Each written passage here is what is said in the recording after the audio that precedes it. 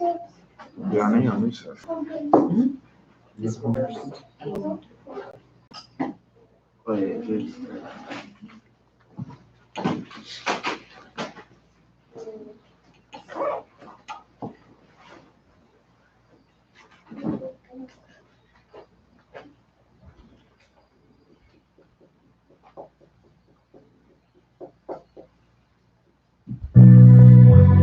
Happy Sabbath, everybody. Happy Sabbath.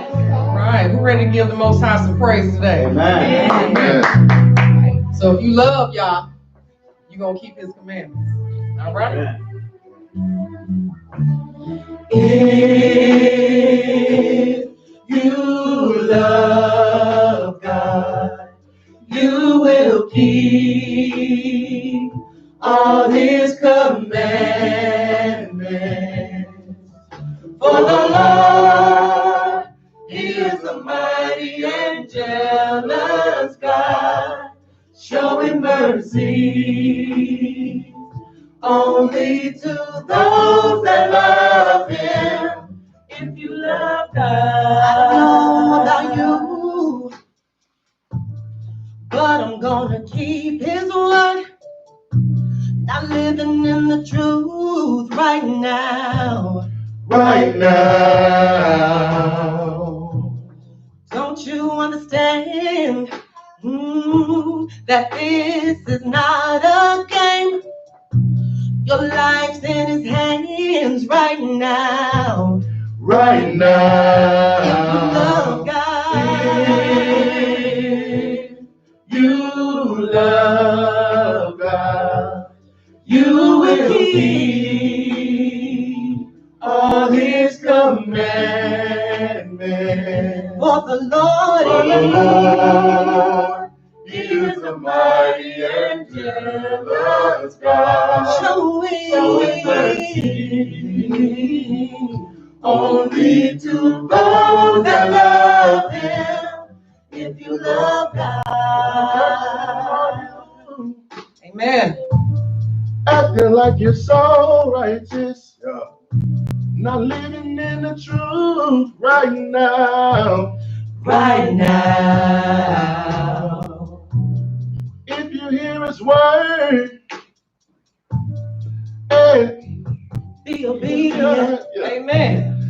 you can make a change right now. Right If now. you love God, You love God. You will keep. You all his will. commandments. For the Lord is a mighty God, showing mercy only to those that love him. Come on, lady. If you love If God, you love him, keep him. If you love him, you will keep him. If you love him, keep him. Do you love him? If you love him, will keep them. If you love him, God's do you commandments. love him? Do you know yeah? Keep God's word. If you love God, You love God. you will keep. You will. All his commandments. For the Lord is a mighty and showing mercy only to those that love him. If you love him, keep them. Do you? If you love him, you will keep them. You love him, keep them. Oh, if you love him, you will keep them. God's commandments. You will keep them. Keep God's word. You will keep them. If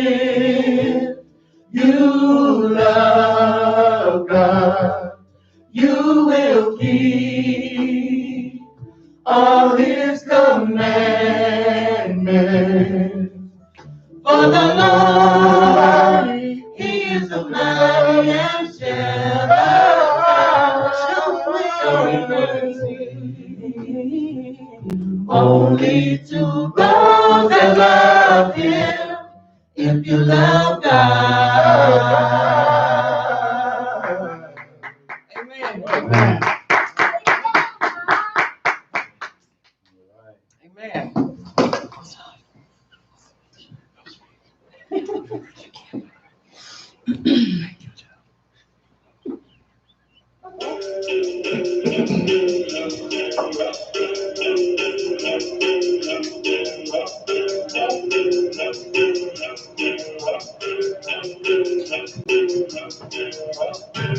Don't worry, don't you worry, don't worry, don't you Don't worry about a worry. thing.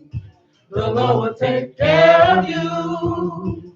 Don't worry about a thing, 'cause He will see you through. Sometimes you're high, Sometimes you're low. but I know where You need to go seek out the Lord.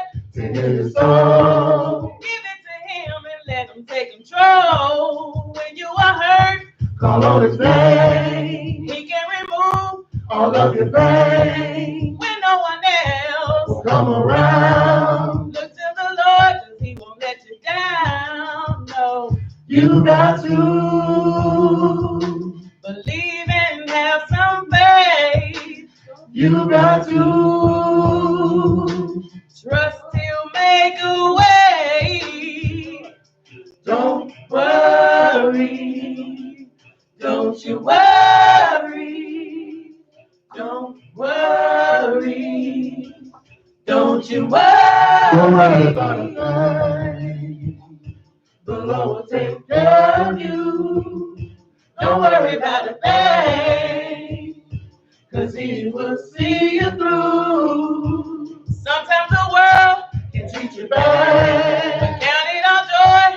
And don't be He sad. can give you strength. Oh, yes, indeed. The power to fight all your enemies. Trust in the Lord, The battle's won. believe in His word, It shall be done. and now give Him thanks And all the praise. because of His words and His mighty name. Oh, You got to believe and have some faith.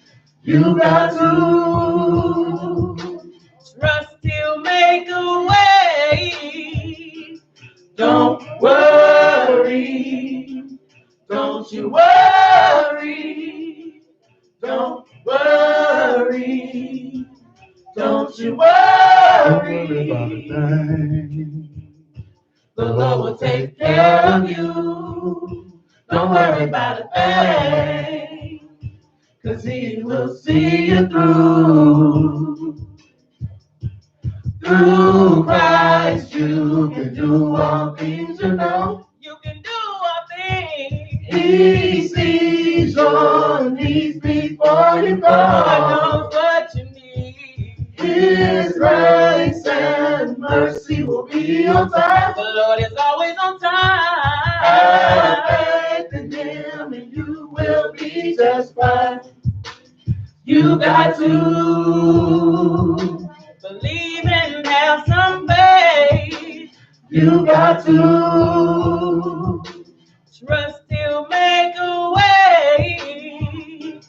Don't worry, don't you worry, don't worry, don't you Don't worry about a worry. thing.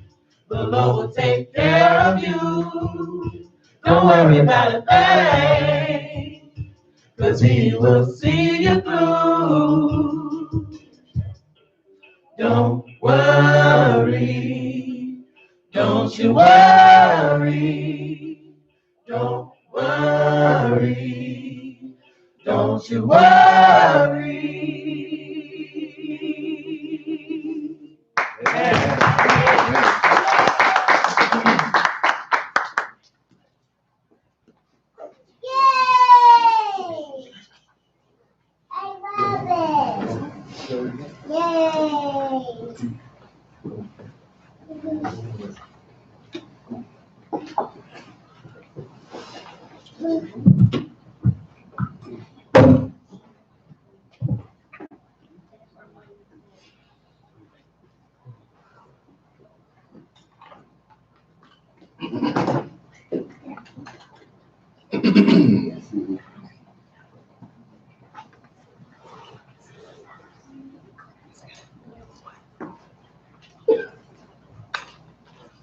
No, I can't do that.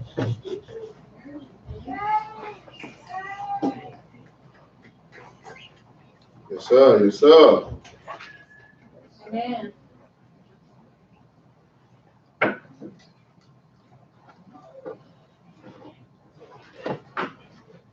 Wow.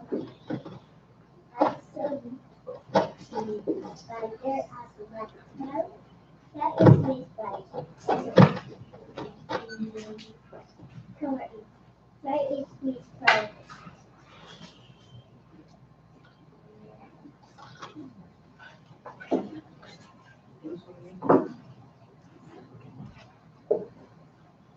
And what year it is?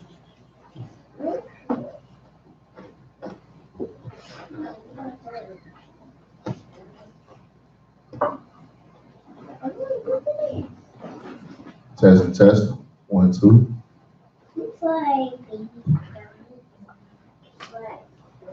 Happy Sabbath, multitude. Happy Sabbath. All right, all right. Don't worry about a thing. Amen. Lord will take care of you. Amen. Amen. Amen. All right.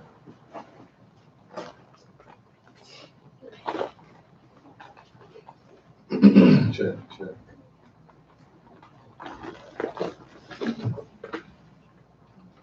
Mic check. 1, 2, 3, 4, 5, 6. Want to make sure everyone can hear us on the live on the Facebook or the YouTube. Please comment if you cannot hear us. We will definitely turn up our devices.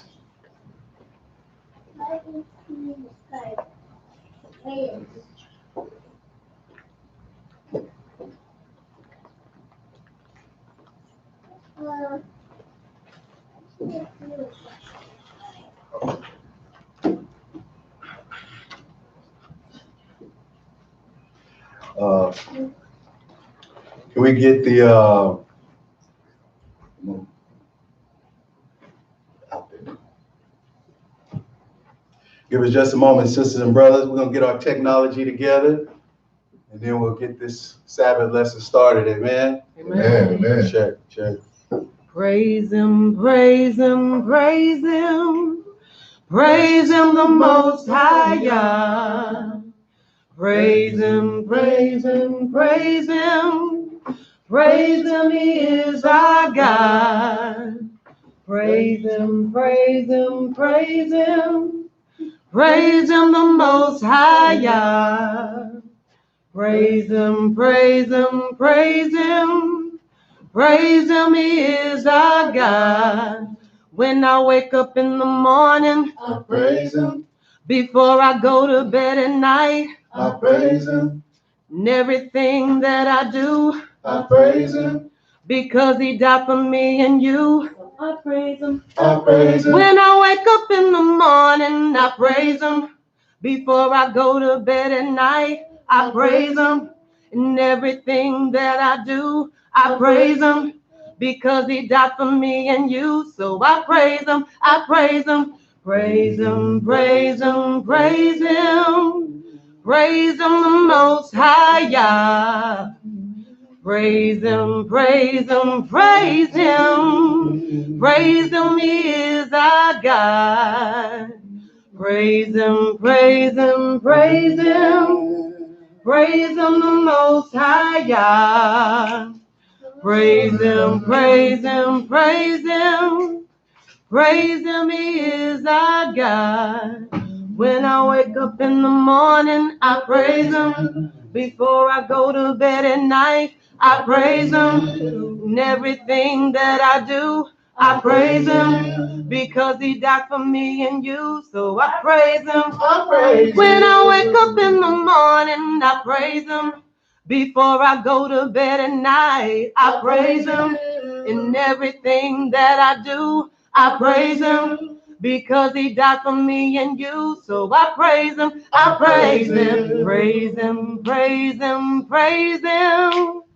Praise him the most high God. Praise him, praise him, praise him. Praise him, he is our God. Praise him, praise him, praise him.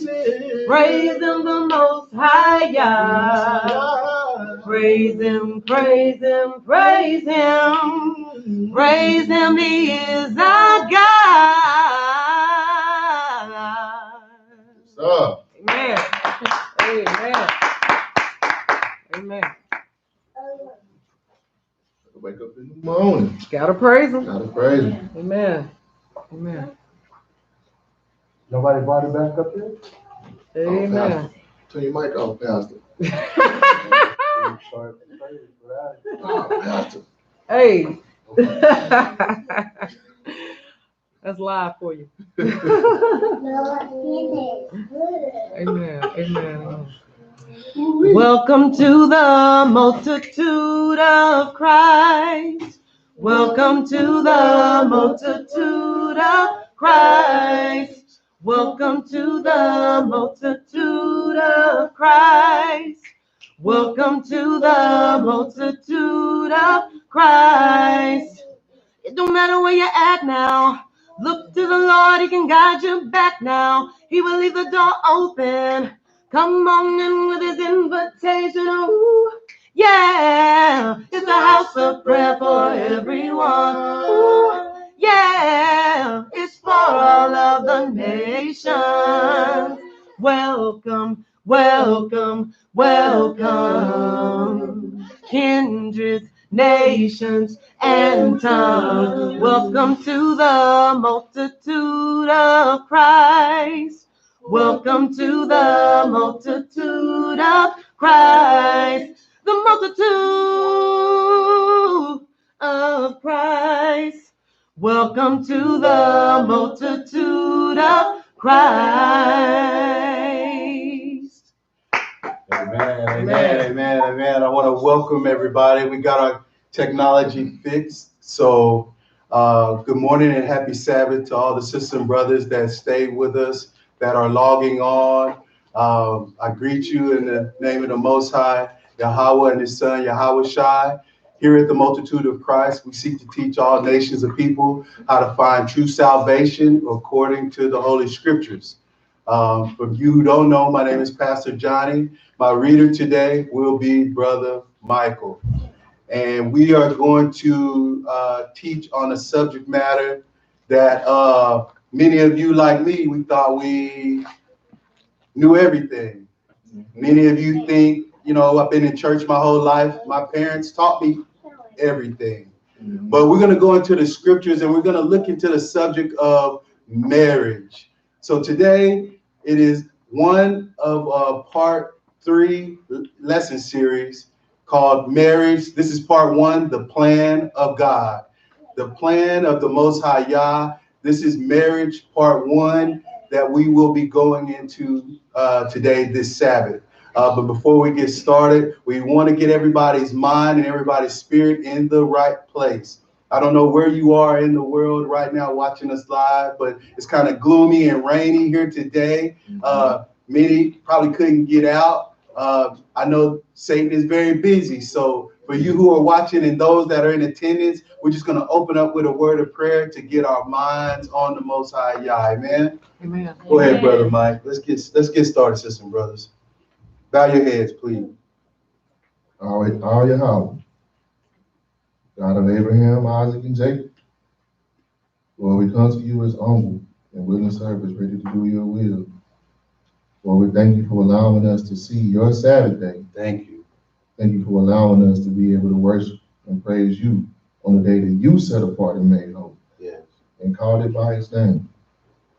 Lord, I ask that you allow me to read boldly your word, that it come across clearly so that those who are seeking you can understand that pastor teach your words and speak your words and your words only, that is speaking to be able to edify those who are lost. I thank you for allowing us all to be here on this Sabbath. In Yahweh's name we pray. Amen. Amen. Amen. So you who are watching live, I hope you can see the screen well. Trying to pick color patterns to where you can follow along, but please listen, get your Bible, get your pen, get your paper ready. We're going to go into these scriptures, and I tried to break it up. So as much information as I found that would be helpful to us to understand true marriage, the true plan of the Most High Yah. I tried to put that information together, and we're going to go through and read this information this Sabbath morning. Amen. So let's start with Proverbs chapter 18, sisters and brothers. Let's go into the scriptures. We're going to start in the book of Proverbs, chapter 18. Check, 1, 2. All right, so go with me to the book of Proverbs, chapter 18. You know, I was a young man when I got married, and you know, we've been married and we've been together over 20 years. And, you know, I want to put this on your mind. I want you to understand, you single women who are maybe contemplating marriage, you single men, you married couples that are out there less than 5 years. I want you to really listen to the plan of the Most High Yah. And as you grow and raise your children in the truth, right? The scriptures say, train your child up. So now we're going to hear some of the things that we probably should have known, our parents should have known, and some things that we do that maybe aren't according to God's plans. And where did we get it from? Why did we do it? I want you to be thinking about these things as we go through the scriptures, because there's truly traditions of men that are in the church, philosophies of men that are in the church, and you can't find many customs in the Bible.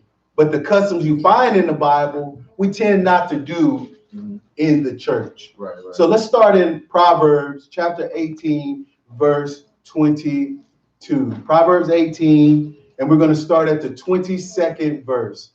Go ahead, my brother. Whoso findeth a wife, findeth a good thing.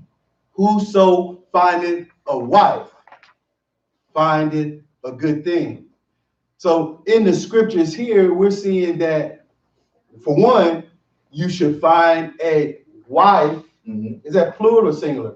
That's singular. I wasn't the smartest in English, but that says wife, right? And I know out there in the Hebrew Israelite community, it's getting more and more popular, even though the men of God had multiple wives, to try to have multiple wives in your captivity. Yeah. Right? You can barely take care of yourself, but you want more than one wife.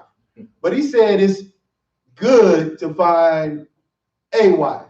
Yes, sir. I'm just trying to be clear, because one is enough for me. I wouldn't want to have 2 to 3 to 4 in my current situation.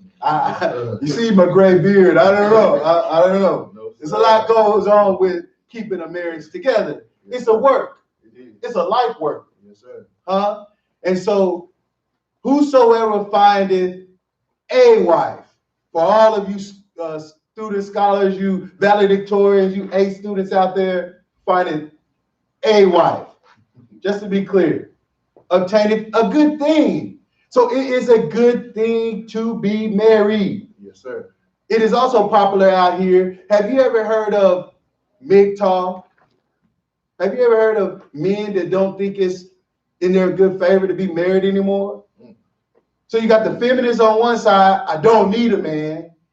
Then you got MGTOW on the other side, men that saying, I don't need a wife. But that scripture said what? Whoso findeth a wife, findeth a good thing. So how could you be MGTOW or a feminist and say, I follow the Most High God? Don't match. How could it be a good thing for you to be alone and you're not keeping the word of God? Because it's good to be alone if you're not burning in your lust and if you're giving your total attention to the Most High God. Correct. it would be good and favorable for you, we'll see in the scriptures, to be by yourself, right? But you know, like I know, that many of us, these kids is having babies at 10, 11, 12. Babies is burning in their lust before they know how to bathe themselves correctly. They don't know how to brush their teeth right, and they think they should have children. Or you have children at a young age, and then when you get of age, now you want to go back and act like you were a child again, after you've given up your child years. So let's get into the scriptures deeper. We want to find out, why is it such a good thing for a man to find a wife? Did you also miss it at the end? I'm blessed and highly favored. But he said, if you obtain and find a good wife, you find favor with the Lord. Why would that be? It might be because you're not out here humbling a lot of women, men.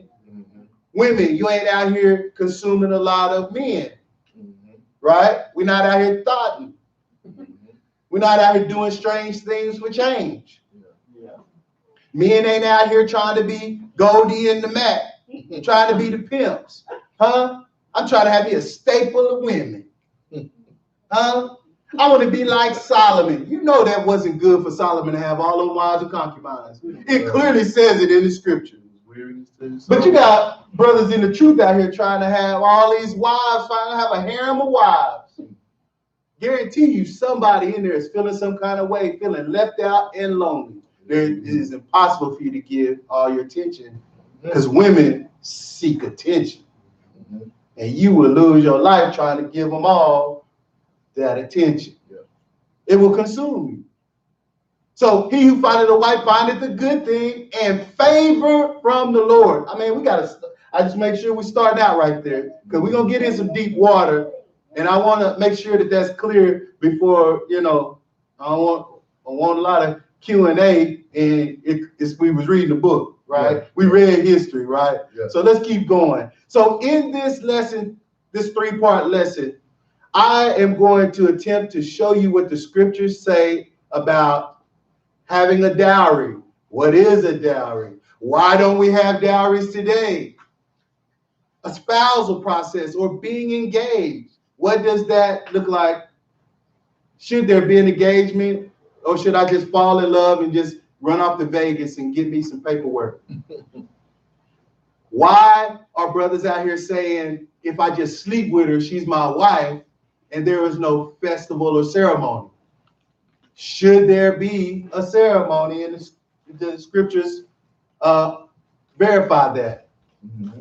What is a marriage chamber, and why don't we know anything about the marriage chamber? We're going to go into the token presentation. Why are our pastors, and why haven't our parents taught us about the token presentation? What is a token? Why are we trying to stay at our parents' house when the scriptures clearly tell you, if you think you are grown enough to leave, well, child, the female should not even leave her father's house unless she's married.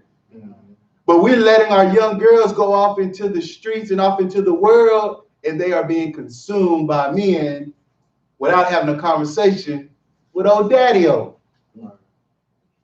We're going to get into that. We're going to get into being fruitful and multiplying, and we're going to get into divorce. We're going to get into divorce. Because it wasn't from the beginning, and it wouldn't be necessary if we knew everything from 1 through number 7. Y'all follow me? If we knew, and our parents taught us, and the congregations we was in taught us points 1 through 7, it wouldn't be over a 60% divorce rate. And did you know that 80% of the divorce rate is filed by the female? We're going to get into that.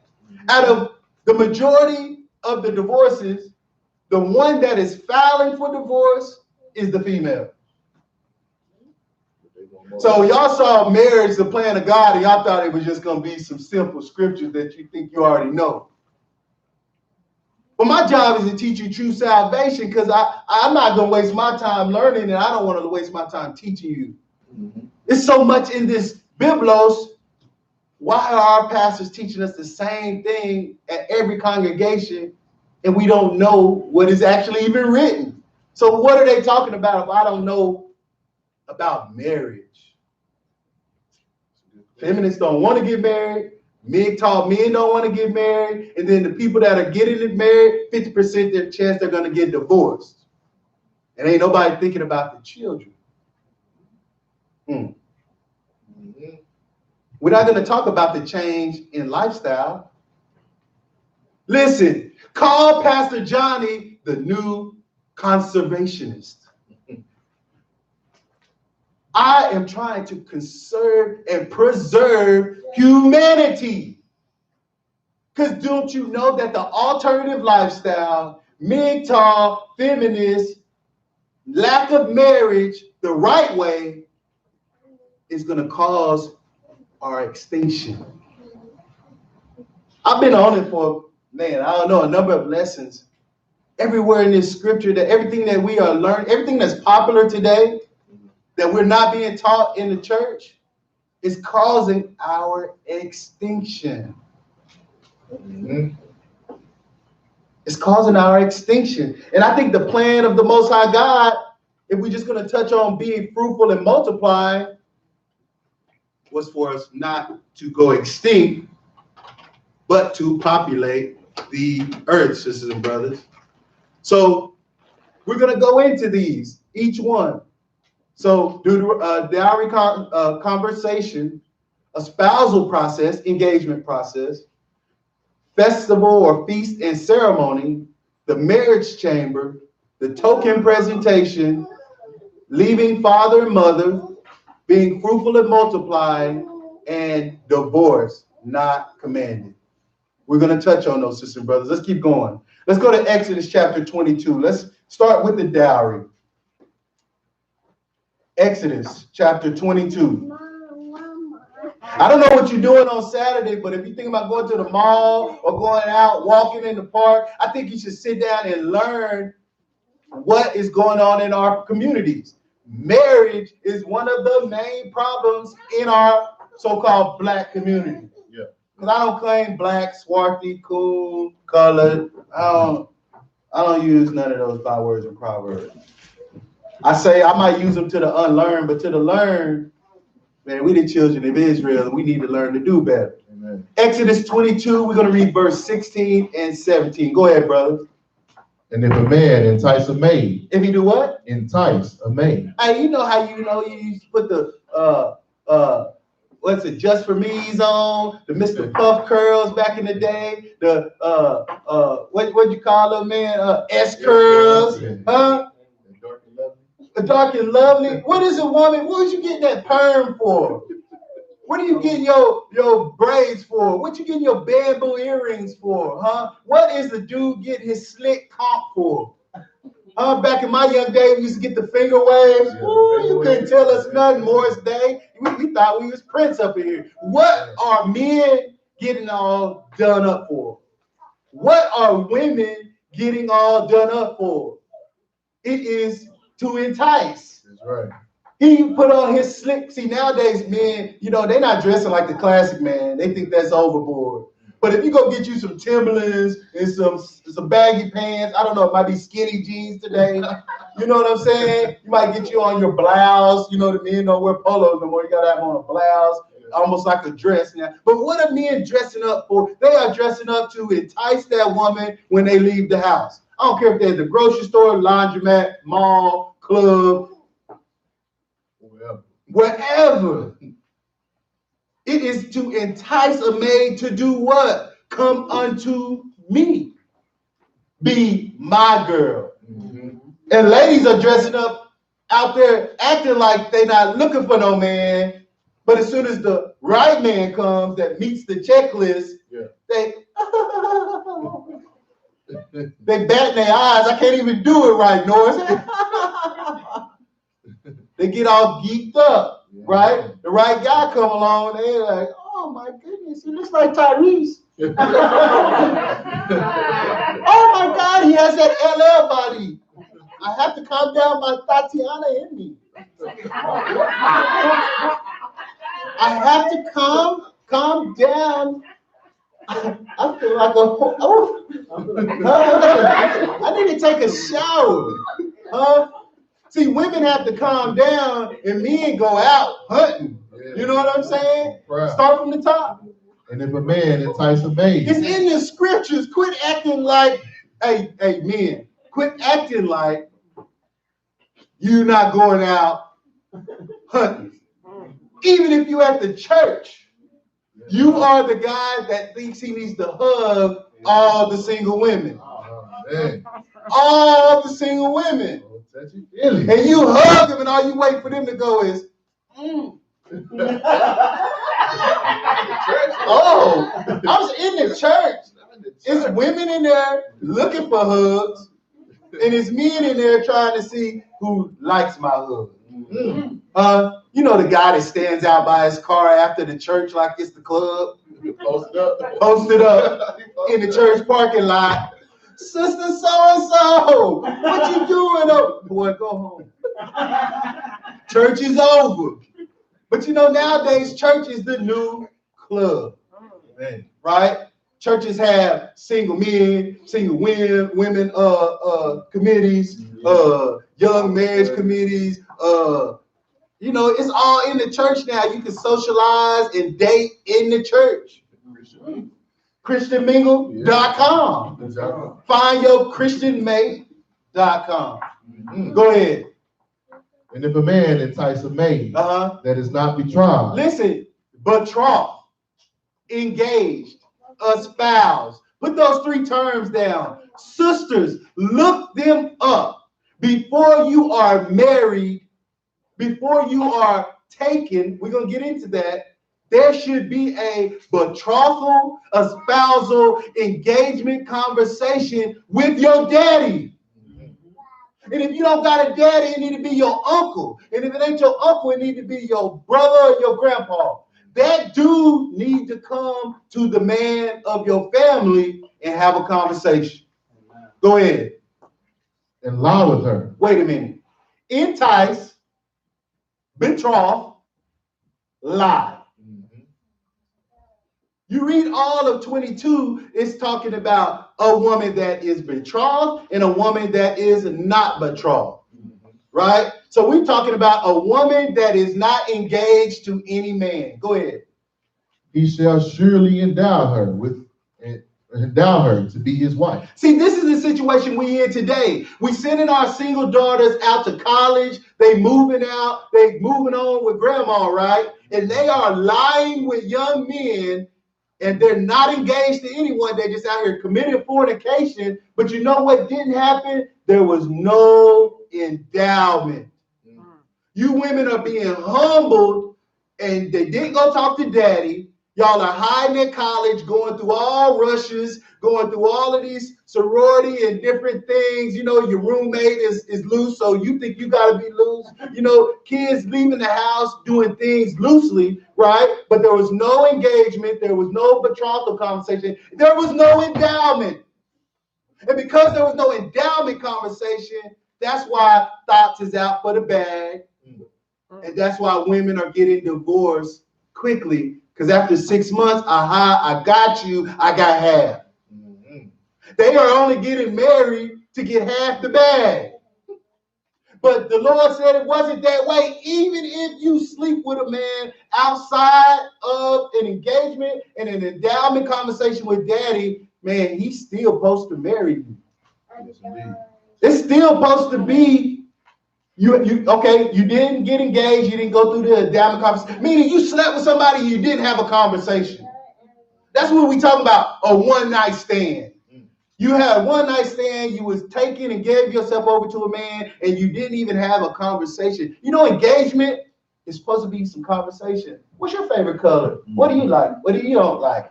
What's your favorite soap? What movie you like? You need that. You got a job? Like, it should be a conversation during the betrothal, engagement, espousal. That's all the same word. Right. It should be a conversation, and while the conversation is going on, the young man is talking to daddy. How many cows for me to get Johnny? You have a beautiful daughter. I want to marry your daughter. I don't want to sleep with your daughter. I want to be with your daughter forever. See how that works? How can you have multiple wives? You think there was multiple conversations with daddies? You think daddies would be like, wait, that dude already got a wife. What you talking about, John? You want to be wife number 2? No.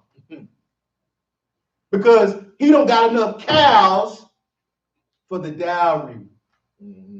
Huh? You found out in the engagement, a spousal betrothal, he was already married, he already had children, and he don't got enough money in his money market savings account for a rainy day with you as his wife.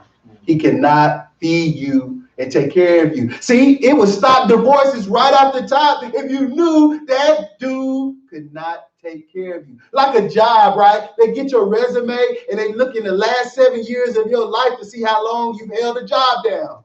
But you don't want to get engaged to the dude to find out how long he's had that job. So what does 11, 12, 13, 17, what does a young girl know about a man taking care of her? Because many of you women ain't making sure that guy you sleep with can take care of you. Read it from the top. And if a man entice a maid. So all y'all getting enticed. Ooh, he cute, boy. He is light-skinned. He dressed nice. Boy, he creases his clothes. He irons. Ooh, he handsome. He's strong. He played football. He a basketball player. We're going to have some tall babies. Look, I'm dark-skinned and he light-skinned. I need to get with him so my kids is lighter. All kind of silly reasons. You have a bunch of light-skinned kids, but they dead ain't around. You getting married and you humbling having children for the wrong reason. And there's women out there having babies because they don't want to work. Whole nother lesson. From the top, go ahead.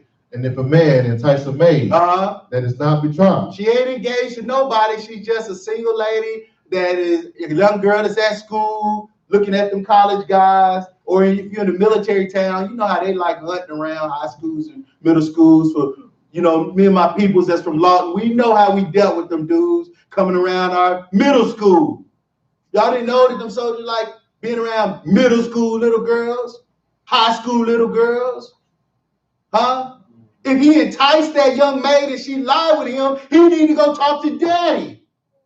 Because now you taking my young daughter's token.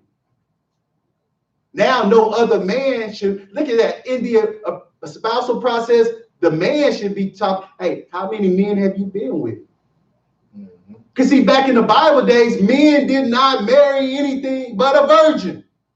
And she had to prove that she had not been with any other man. You know, story of Joseph and Mary. He couldn't go to his daddy saying, I'm marrying this girl and she's been with somebody else. You just couldn't do it. It was embarrassing. His daddy would have said, boy, wake up. Why you want to marry her and little Jimmy over there on the other, at Naphtali done already slept with her. Send her to Jimmy. Yeah. She can't come be a part of our household because you know what mama gonna be doing? You ain't worthy of my son. Don't that happen now? You ain't worthy of my son. We know you slept with somebody. I can't believe he brought you home and now we gotta take care of you on our land, right? Go ahead. And if a man entice a maid that is not betrothed, yes, and lie with her, he shall surely endow her to be his wife. Go ahead. And if her father utterly refused to give her unto him, you ain't giving your daddy a chance to question that dude. And then some of you who daddy, uncle, grandpa, brother say, hey, don't mess with man. Don't mess with Pookie. He a big time drug dealer. You like, shut up. He say he loved me. Love you. Love. Go ahead. You ain't give daddy a chance to refuse him. Go ahead. He shall pay money according to the dowry of virgins. So daddy is supposed to say no. You slept with my daughter. Now, no other man is going to want her because she's not a virgin. You need to pay me the price of a virgin anyway. Whoa. Right off the top. He that findeth a wife findeth a good thing and obtaineth favor. But some of you young boys out here are humbling young girls, and you not going and talking to daddy because you know you don't want to take care of that girl. And some of you young ladies are being humbled, and now you taking babies home to who house? Mama and daddy house. Now you want somebody to feel sorry for you. I done got pregnant. You daddies, I'm trying to teach now. I'm trying to teach the church. Why do you think listen, I don't know about the 80s, but I'm talking in the 70s on back. If your young daughter came into the church and got pregnant, you know what they did with her? They sent her away. The black community used to send young girls away. You know how many of y'all are being raised and your parents were raised by their auntie or by a distant relative because they were sent away from the land? Because it was a shame for you to have a baby by a young dude and your daddy never even had a chance to check that dude. Yeah. Just young, hot, lustful teenagers running around in the woods doing what they want to do. Then when the baby come up, they're like, woe with me. I don't even know how to take care of a baby. Listen, I'm not a hypocrite because I was one of those idiots. I don't know what to do. But I did what I wanted. But the people that was around me, that looked after me, they didn't feel sorry for me. So I'm not sorry for you. I'm trying to teach you. Listen, if you obtain a wife, you find it the good thing and favor with the Most High God. Now we read it in Exodus that even if that young dude come around the house and he humble your daughter, you know what you should do? The daddy, the grandpa, the uncle, whoever alive, need to go have a conversation. Mm-hmm. I mean a grown man conversation. I mean a conversation like, if you leave my daughter to raise these kids, I don't know how many of y'all out there raising kids, but raising children is hard. I mean, I am pleading to the young single women out there right now that haven't been humble and haven't had children. Listen, it is hard. You need to have your daddy, your uncle, your grandpa, your brother need to have these conversations with these dudes and be able to refuse. Refuse. And when they say, I refuse, you got to trust their instincts. Yeah. Because a dog know a dog. A player know a player. You hear me? And for you mamas out there who had little questionable activity when they was young, a whore know a whore. Yeah. A thought know a thought. A woman that would do anything to take care of her children and family, when they meet a young girl like that, they know it right off the bat. That spirit is testifying that that young girl right there, son, she don't mean you no good. But what son gonna do? She say she love me, mama. She love me, mama. That's the one. She ride for me, mama. That's the one. That's the one. Boy, you 15 years old. She say she gonna be with me forever. Whether you're a girl or a boy, you having a conversation. He say he love me, daddy. He say he gonna take care of me. But he out on the street, got a white t-shirt on. He on the lower level of the gang and the drug dealing. He is expendable. He take care of me. He make a lot of money. Doing what? He the lookout. Yeah, he the lookout. Where's W2 at? So, to the point, there should be a price for the engagement, endowment of your daughters. Your sons need to know they need to be correct and be able to take care of her. And your daughters need to know they need to be taken care of and protected. I would never let my daughters out of my sight with somebody that's going to put them in harm's way. Amen. Because if he knows I'm coming, he ain't gonna play no games. He ain't gonna try to take my child 1,000 miles away from me so he can beat her up. She should be smart enough to know you're not gonna take me 1,000 miles away from my family so you can do harm to me. Because you had a conversation with my daddy and he let you know. You seen Bad Boys? Yeah. You see when that dude came to Will Smith? He said, chitty, chitty, bang, bang. We just love everybody, and that's not spiritual, Brother Johnny. You think you're gonna just take my child and humble her and then cause stress for my household and nothing happens? Young men need to know they just can't go around humbling sisters. But you get on YouTube and you see a lot of young kids on there acting like they're grown. Yeah. Acting as if they're grown. Mm-hmm. And they don't have no daddies. So they're not going to even have the conversation for their daughter because they're not taking care of her. And they're not going to have a conversation with that girl's daddy. Because real talk, effeminate young boys raised by their mamas have daddy complexes. Yeah. And they're not going to go talk to no real man because you ain't my daddy. Yeah. So you need to protect your daughter from them little crybaby, effeminate young boys raised by their mamas that have daddy issues. It should be a conversation during the engagement, espousal, betrothal. Man, I just stayed there for longer than I wanted to, but I want you to get the point. The dowry is where you prove you can take care of my daughter.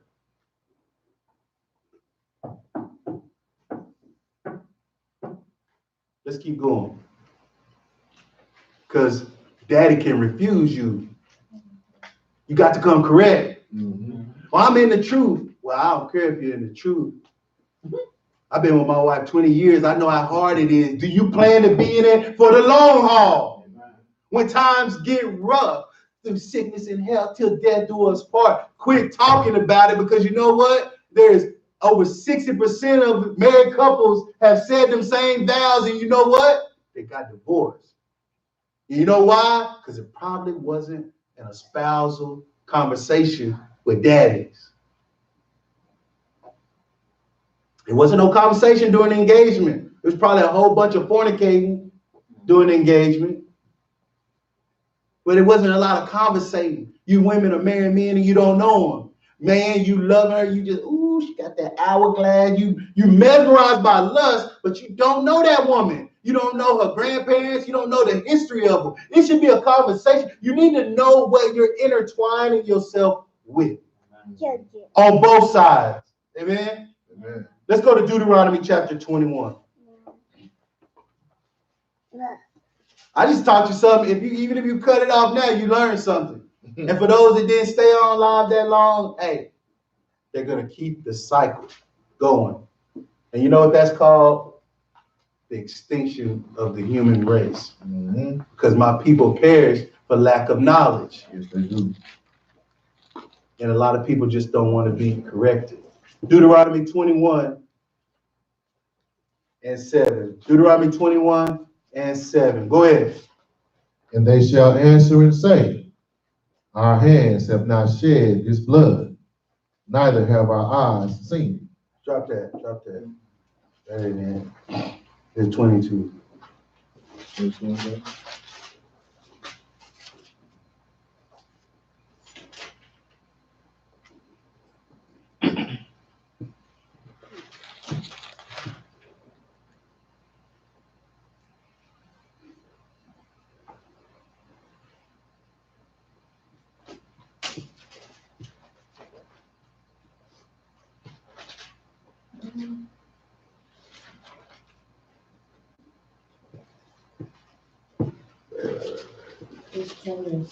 Is it 20 and 7? Mm-hmm. Deuteronomy 20 and 7. Thank you, sister. Deuteronomy chapter 20. I apologize for the typo. Deuteronomy 20, verse 7. Go ahead. And what man is there that hath betrothed the wife and had not taken her? Y'all hear that? Line that up with what we just read. If a man entice a maid that is not engaged or not betrothed and lie with her, he shall surely endow her to be his wife. Now we keep going to Deuteronomy 20 and verse 7. And what man is there that had betrothed and endowed and had a conversation for a wife and he hadn't taken her? Meaning they have not consummated the marriage. You know, when you get in the New Testament, when it talks about a married couple, a man divorcing a woman for fornication, you know, a woman, if you have an engagement and before you take her, she sleeps with somebody else, that's fornication. She's engaged to me, but she sleeps with Mike before we get to even have the marriage chamber, the token, you know what I mean? Before we have our ceremony and festival, she's already sleeping with somebody else from high school. You know, from my college sweetheart. You know how people try to sow their royal oats before they get married? Get it all out. I need to get it all out. Well, here in the scriptures it say, now, the way it's supposed to be is a man that had betrothed a wife, that means she's under the protection of her daddy until the marriage ceremony. Right. Until the marriage ceremony. I'm going to hold this 100 cows and 20 sheep for the festival because there's a whole ceremony of exchanging the cattle and sheep for the young lady. But that's why I said, what if a young man, back in Exodus, what if a young man entice a maid? See, first it says betrothed, and then later in chapter 22 it says that is betrothed. There's different things going on if she's engaged to someone versus if she's not. You can read that on your own. But what man is there to have a betrothed wife? So listen, we go to war. Keep going. Let him go Uh-huh. and return unto his house. Yeah. Lest he die in the battle and another man take her. So in wartime, I'm engaged to be married. You send me off to war, I die before we even have the ceremony. The way it works in the Bible is the young couple that's engaged, they are to enjoy each other and come together and consummate the marriage before he goes off to battle. Right. Because he should have the chance to have children with his wife before he goes to battle, lest he goes to battle and dies before he can come back and consummate the marriage. Read from the top. And what man is there that had betrothed a wife I'm engaged. Go ahead. and had not taken her? And have not consummated the marriage yet. Go ahead. Let him go and return unto his house. See, the generals and the kings would send those guys home to consummate the marriage. So no other man should try to sleep with her.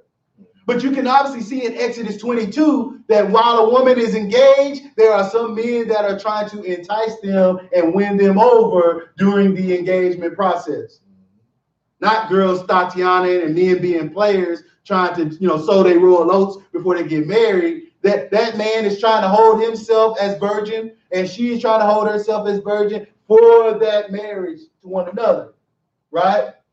But during that betrothal and engagement process, there's men out there that are trying to woo those women away from who they're engaged with, right? So sometimes you can't drag that engagement process on.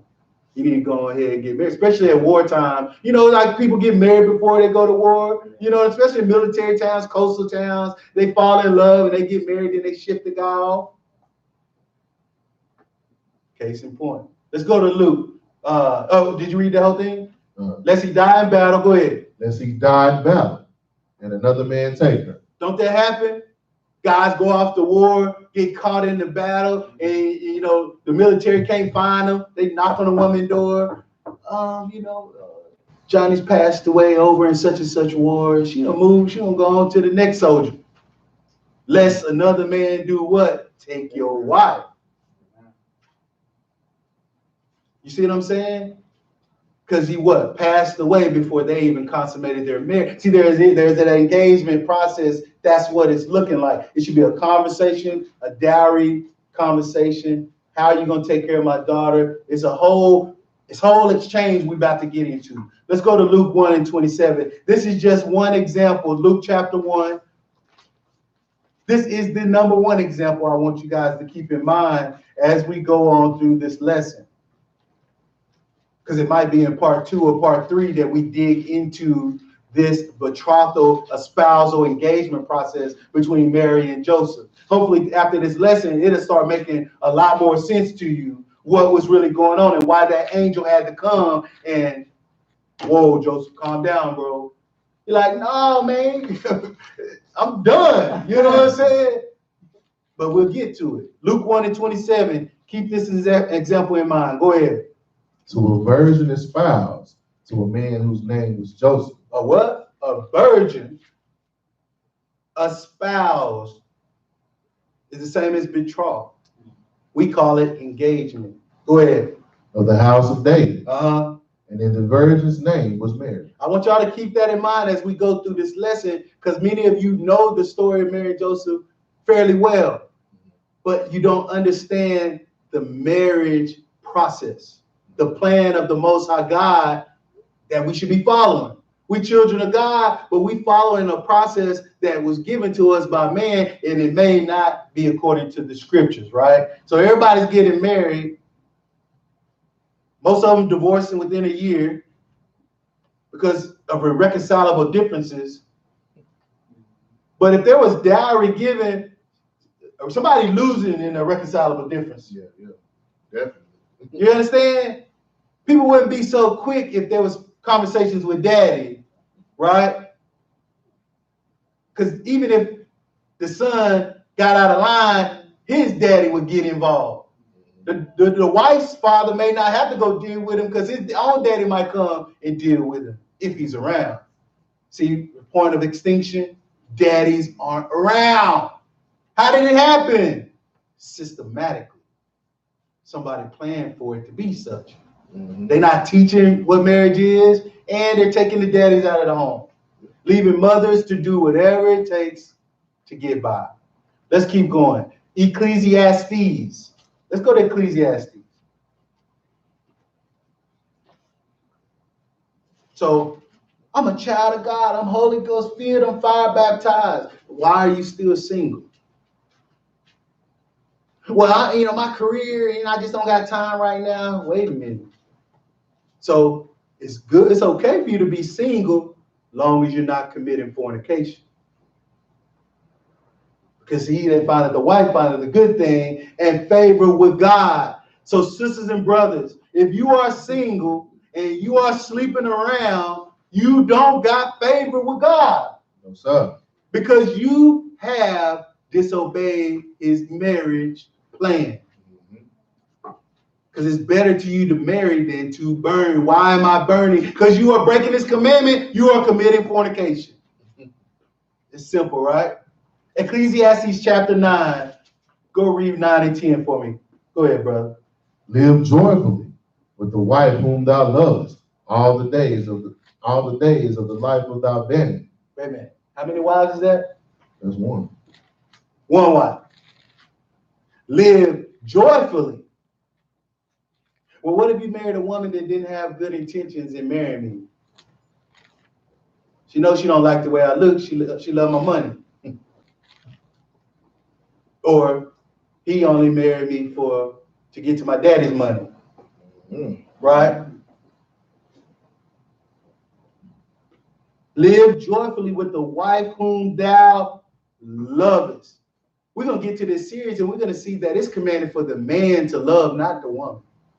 But the man has to love his wife. It's commanded for the man to love, for the woman to be subjected to her husband. Whole nother lesson. Whom thou lovest all the days of the life of thy vanity. Listen. Why would you give your daughter to marry a young man and he don't plan to be there forever? Forever. Young lady, why would you marry a man that's not going to be there? Man, why would you marry that sister and you knew you didn't plan to be with her? Why tell her you love her and you knew you didn't really love her like I'm going to be with you forever and only you. Go ahead.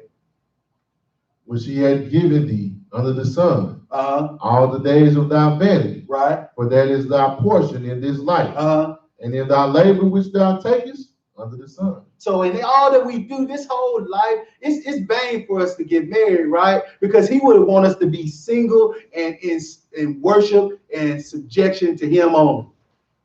That's the original plan. He created Adam to worship him. But once he started creating all the other beasts and things, he was like, it's not good for Adam. He can't be alone. This is not good. Oh man, I need to create him and help me.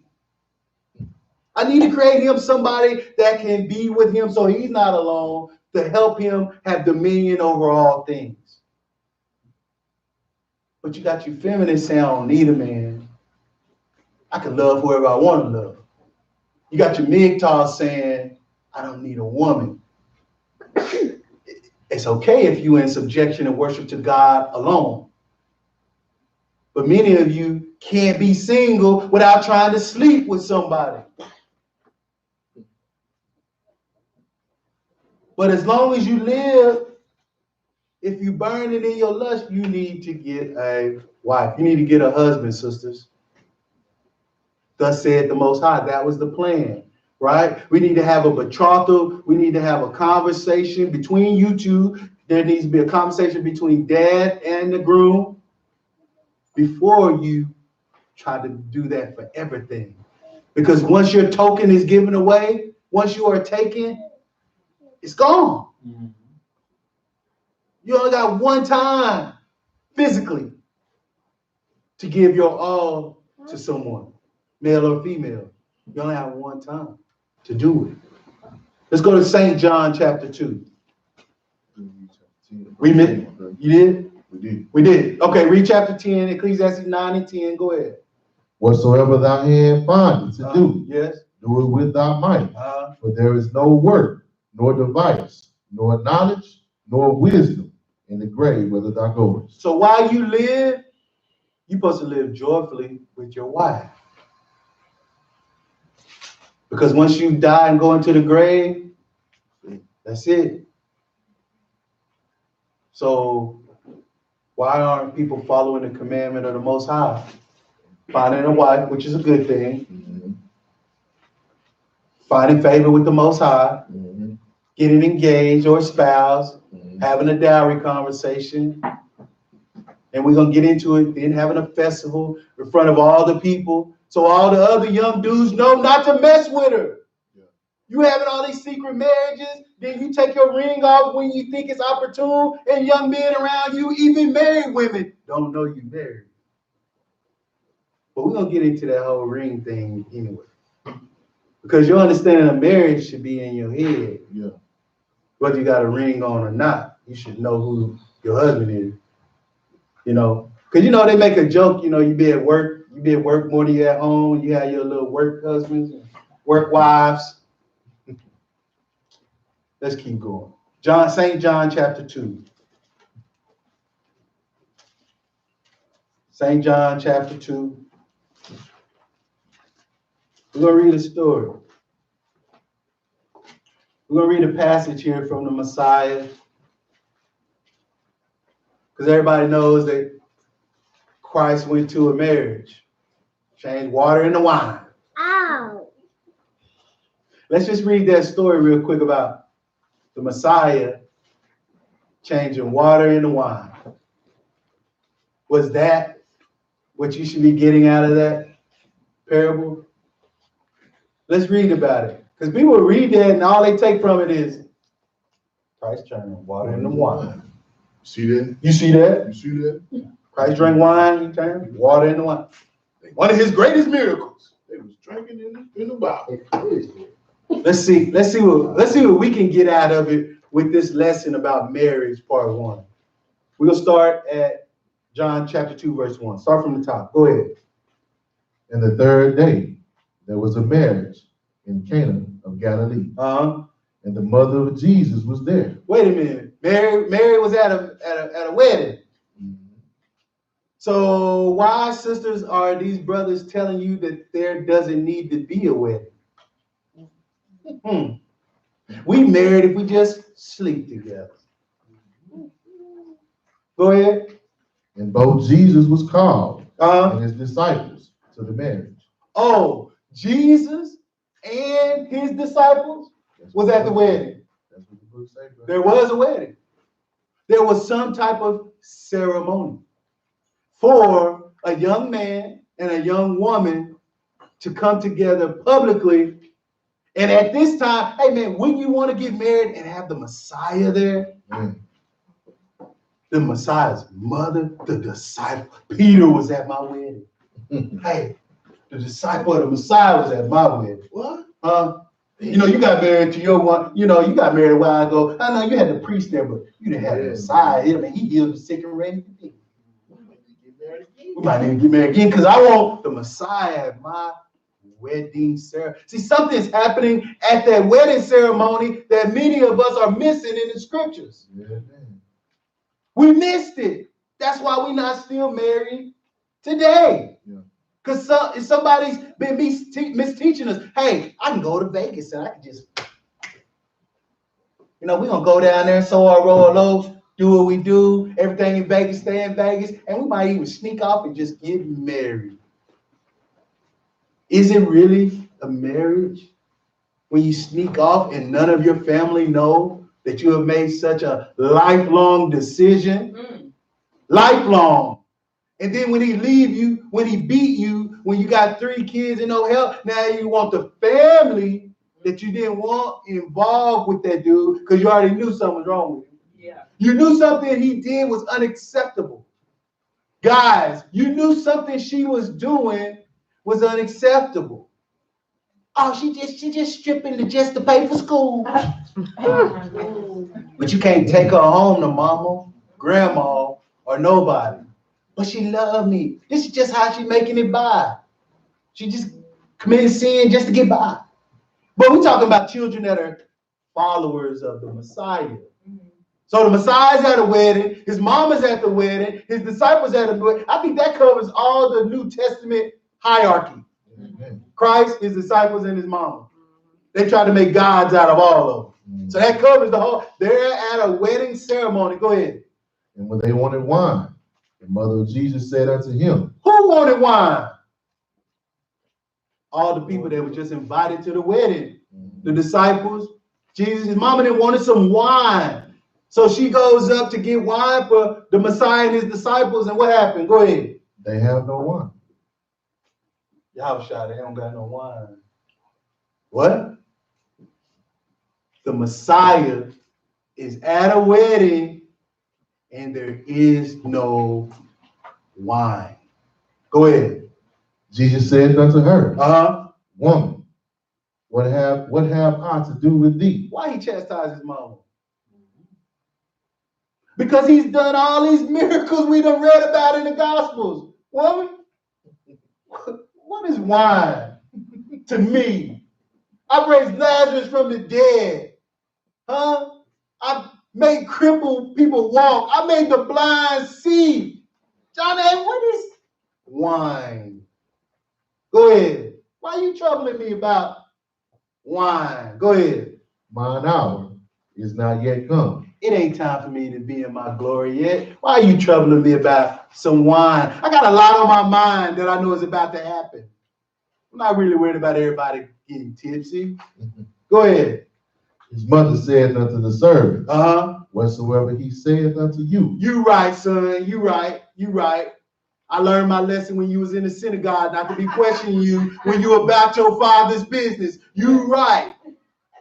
So whatever he tell you to do, Johnny Landon, whatever the Messiah say do, do. I don't even know what I was tripping. You right. I done seen you do too much, son.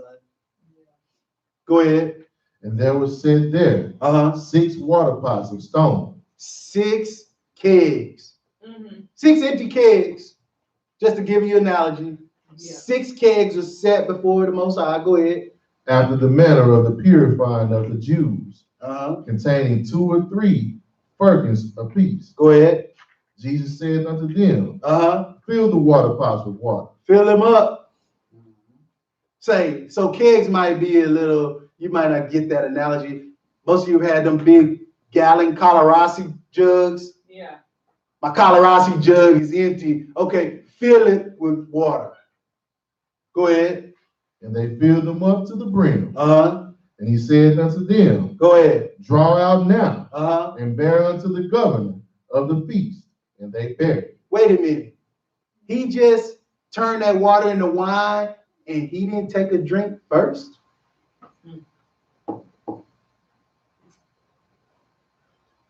Who did he just say to give the first drink to? The governor. The governor, the daddy, who was throwing this wedding that we was invited to. Give him the first drink.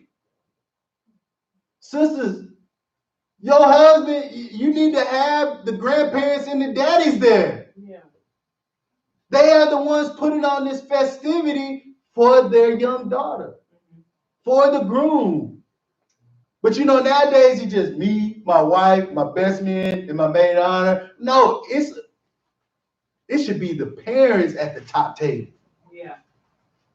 Ain't they the ones that pay for it? Oh, nowadays you got paying for your own. Okay.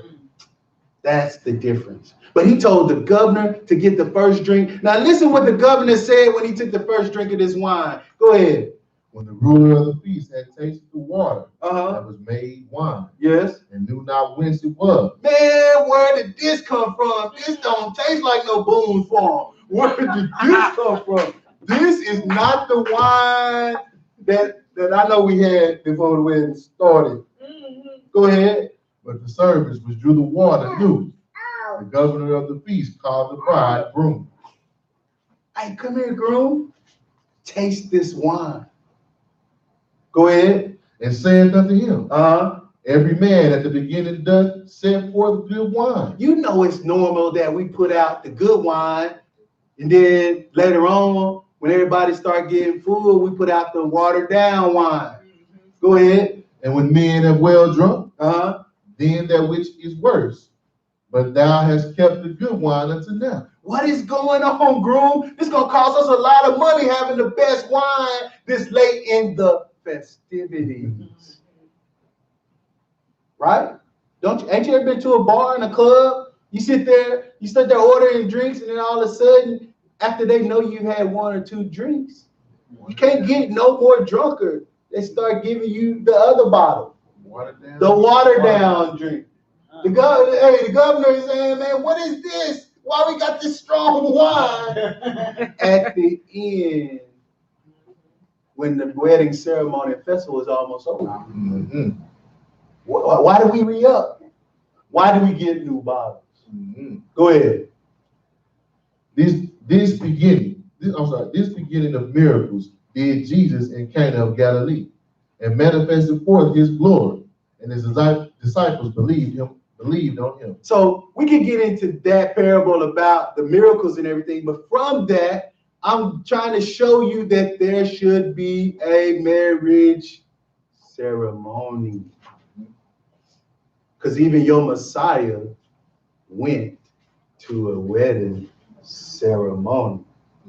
And he honored the governor of that wedding with the first drink of that miracle wine. There was a groom, there was the governor, there was festivities. His mother was even there. Whoever this wedding was pretty important. Wouldn't you say? Messiah came. He was there. His mama? She was there. And his disciples. They was all there. Don't say who that groom was, but he was back in Galilee. Ain't that where he grew up? Yeah. And that where Peter was from? Whoever this groom was and whoever he was marrying, whoever the governor of that house was, they were pretty important people. Right. Mm-hmm. Your daughter is worth a ceremony. It should be something you should be saving your whole life for. It's coming. But you want the groom to be worth it, and you want the bride to be worth what? The price of marriage, the dowry, the endowment. Because it's for life. You hear what I'm saying? It's for life. Let's keep going. So, Webster's Dictionary, 1828. Let's see what it has to say about marriage. Webster's Dictionary, 1828. So you got, I try to use an older dictionary because those newer ones, they starting to change definitions of what a woman is, what a man is, what a male is, what a female is. They're changing everything. So you just got to go back to the older dictionaries. And then when you start seeing new editions of old stuff, that's when you know the fix is in. Mm-hmm. Right? Go ahead. Read what it says about marriage, brother. Marriage, the act of uniting a man and woman for life. Stop. Where was you and I at, and people that look like me and you, Mike, in 1828? We was in trouble. We was in what? We was in trouble. Trouble like what? Bondage. In bondage like what? Like whips, like slavery. We didn't write this dictionary. Right. But why are the people that wrote that dictionary writing new dictionaries, changing what a marriage means? Speaking of watered down, speaking of the kind of wine you want to put in the latter days, watered down knowledge, right? Yeah. Why is Pastor Johnny coming with this new wine? Why is he teaching these scriptures anew? He's supposed to be teaching that old watered down doctrine. That's a good point, sister. Appreciate it. Go ahead, read it again. Marriage. Why are you teaching these people about what godly marriage is? Supposed to let them go ahead and keep doing what they're doing. 50% divorce rate. Everybody know what they need to know. It ain't working. Go ahead. An act of uniting a man and a woman. Go ahead. For life. For what? For life. Man, did y'all hear that? 1828 Webster's Dictionary says a marriage is what? For life. For life, a uniting between a man and a woman. Do we even need to read the rest of it just for reading's sake? Go ahead. Wedlock, the legal union of a man and a woman for life. Oh, you think that's where they got that term? Having children out of wedlock? Yes, sir. Having children without a man and a woman. Wait a minute. Didn't a man and woman come together to have the child? So what they're saying is there was no ceremony, there was no dowry, there was no espousal, there was no public festival. There was no ceremony. These babies that were out of wedlock, like I said, back in the day, they sent them babies and their mamas away to be raised by other relatives somewhere else. Yeah.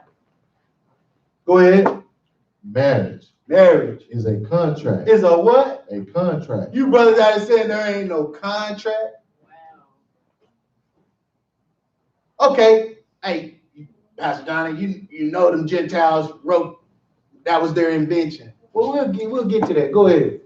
Is a contract both civil and religious by which the parties engage to live together in mutual affection and fidelity till death shall separate them. That sounds like the marriage vows. Go ahead. Marriage was instituted by God himself. Who? By God himself. Why are they saying something different now? Huh? I can marry who I want. I can love who I want. Go ahead. For the purpose of preventing the presumptuous intercourse. No, promiscuous.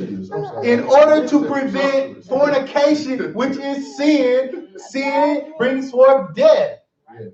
So marriage was created by God to stop you from sleeping around, thotting around, playing and hustling around, humbling young men and women, having babies out of wedlock. Go ahead. For preventing the promiscuous intercourse of the sexes. For promoting domestic felicity.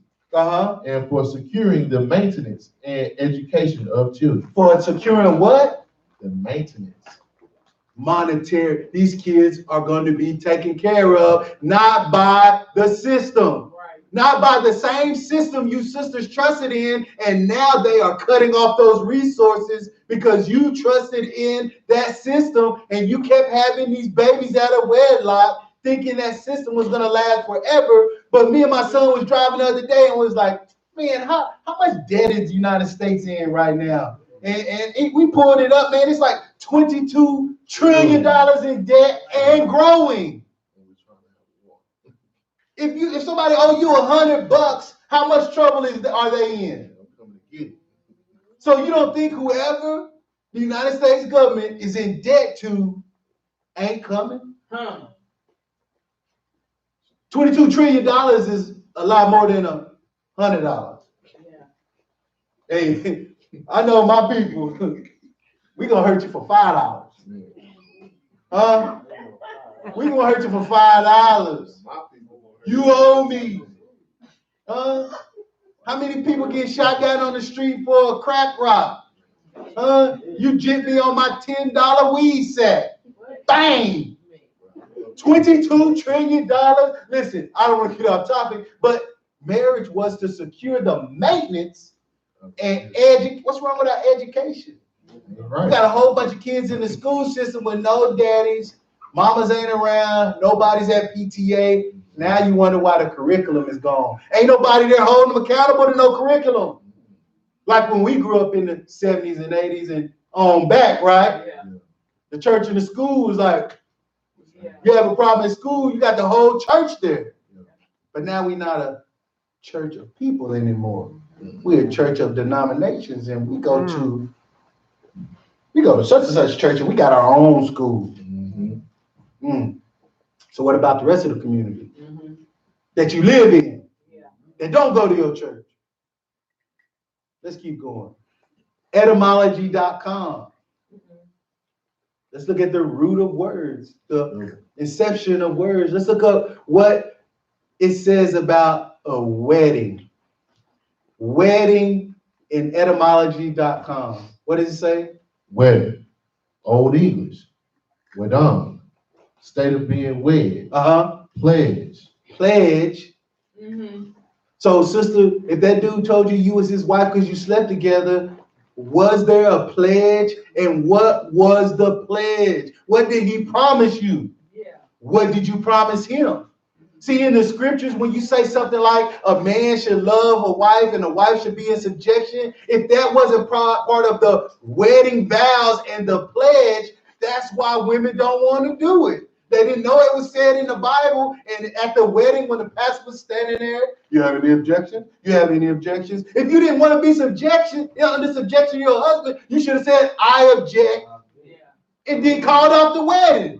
But it ain't a part of the pledge, either in the wedding or you women that are being humble and taken to the courthouse. Yeah. Wow. What was the pledge? I'll love you. I'll give you maintenance. I'm going to take care of your kids regardless of child support. What was the promise?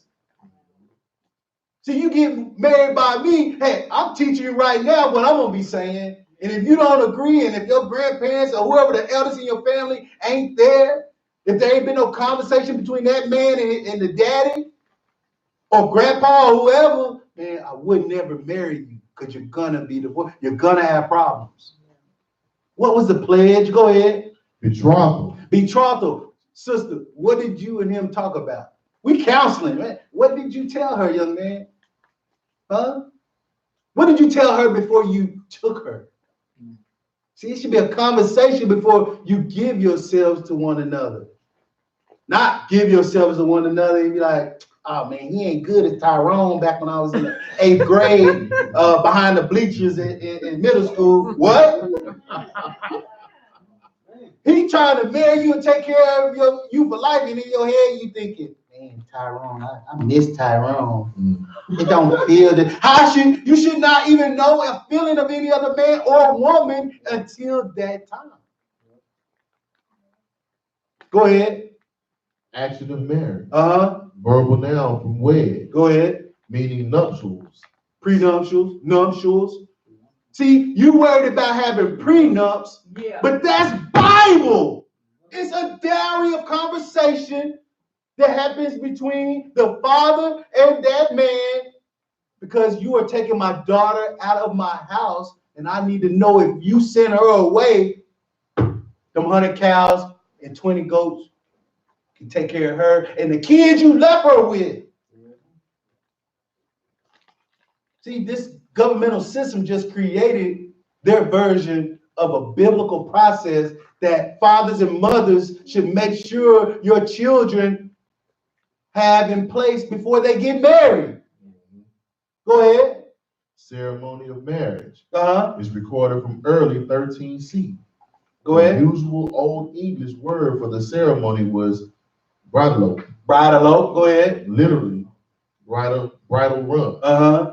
in reference to conducting the bride to her new home. Oh, you didn't know, even in Africa today, did you know that they are having the same dowry conversation of marriage? In certain African countries, they are still marrying little 12, 13-year-old girls off, but there's still an exchange of cattle for the girl. There's a whole ceremony, and then the groom takes her to his father's house. She becomes part of the groom's household. You become Luther now. You are no longer Davis. But in the tribal days, you would leave your daddy's land and come to your new in-laws' land. We're going to see his story. Go ahead. Wedding ring is from late 14C. You telling me people didn't 14C, this is English. Mhm. In the 14th century, which is like in the 1300s, the wedding ring was adopted by the English. I'm supposed to go somewhere on you. The English adopted and started using the wedding ring in the 14th century. Mhm. Go ahead. Wedding cake Uh-huh. is recorded from 164 OS. Wait a minute. From the 1640s, they started the wedding cake. So what did they have a wedding cake before 1640? Go ahead. As a style of architecture from 1879. Uh-huh. Wedding dress. Where did the wedding dress start? Attested from 1779. Go ahead. Wedding reception from 1856. The English didn't start celebrating and having ceremonies until at least as early as the 13th century. The English just started having weddings and ceremonies. But let's see where they adopted. So if they just started all these practices in the AD era, where did they pick up all of this stuff that they're doing? Let's look at the history of the ring. Go ahead. It is also true that pagan cultures use wedding Stop. rings. Because a lot of Hebrews like that ain't pagan. The Bible didn't say nothing about rings. You know, the Bible does say something about rings, and it was given to your maid servants and man servants. Right. They was either given earrings or wore rings to show that you owned them. Correct. Oh, wow. That is absolutely 100. But let's read about the wedding ring. Go ahead. It is also true that pagan cultures use wedding rings. Okay. Historical records are sketchy and not entirely consistent, Uh-huh. but available records generally agree that the Egyptians started the custom thousands of years ago. Stop. Stop right here. Go to Leviticus 18. We're just going to touch on it right now because, people are already trying to think ahead and think they're smarter. Pastor, I ain't trying to take something else from them. I'm just reading scripture. He's just trying to tell us something else we can't do. Huh? Thou sayest and thou Women readest. like, I'm going to get my diamond ring. Okay. Read me Leviticus 18, verses 1 through 3. Go ahead. And the Lord spake unto Moses, saying, Uh-huh. Speak unto the children of Israel, and say unto them. So here come a mitzvah. Here come a commandment from God to Moses, to the children of Israel, to you, child of God. Verse 3. Go ahead. I am the Lord your God, Uh-huh. after the doings of the land of Egypt, After the land of the Egyptians, all that stuff you learned in Egypt. Go ahead. wherein ye dwell, Uh-huh. shall ye not do. Don't do what the Egyptians did. Go ahead. And after the doings of the land of Canaan, And when you come into the land, go ahead. when I bring you, shall ye not do. Uh-huh. Neither shall ye walk in their ordinance. Don't do what the Canaanites do, and don't do what the Egyptians do. Go ahead, read this again. Drop that. Now let's go back to the history. Read that one more time. It is also true Uh-huh. that pagan cultures use wedding rings. Pagan, Egyptian, Canaanite, English, Greek. Yeah. Anything that's not the customs of the Israelites is pagan. Right. Read. Historical records are sketchy Everything is sketchy, but this is clear. Go ahead. and not entirely consistent, But but available records But what is available, go ahead, generally agree that what? that Egyptians started the customs thousands of years ago. Go ahead. These histories say the first ring was merely grass twisted into a circle. Mhm. The obviously temporary nature of such a ring led to other plants being used, including reeds and hemp, You know, everybody on hemp nowadays. Go ahead. then leather, and finally metal became popular. Now metal became popular when? In the 14th century. Go ahead. Millennia later, the wedding ring was used in the Roman Empire. Where? In the Roman Pagan. Empire, Go ahead. and in countless other cultures. Keep going. Some believe that the oldest record exchange of wedding rings comes from ancient Egypt, Uh-huh. about 4,800 years ago. From today. Go ahead. Sedges, rushes, and reeds, rushes, and reeds, growing alongside the well-known papyrus were twisted and braided into rings for fingers and other decorative ornaments worn by the woman in those days. Go ahead. The circle was the symbol of eternity. What? The circle was the symbol of eternity. Pagan. That's why you don't put them reefs on your door. You don't put the wreaths on your door, the O and Ophrah, you know, eternity, paganism. Go ahead. With no beginning or end. No beginning or end. Not only to the Egyptian, but many other ancient cultures. So not only the Egyptians, but many ancient pagan cultures.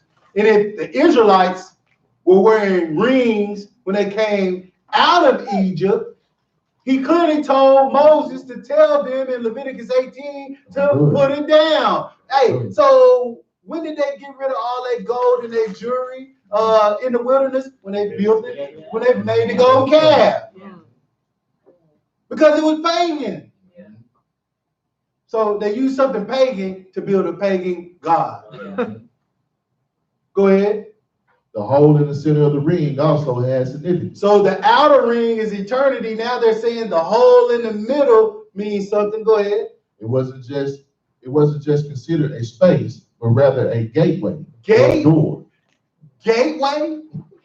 To eternity. What? Oh, yeah. To what? A gateway to eternity. A gateway or a door? Man, we're getting into witchcraft, paganism at the highest level. Wow. You getting married and you saying I do, and you taking gateways and doors into eternity, symbolism. Wow.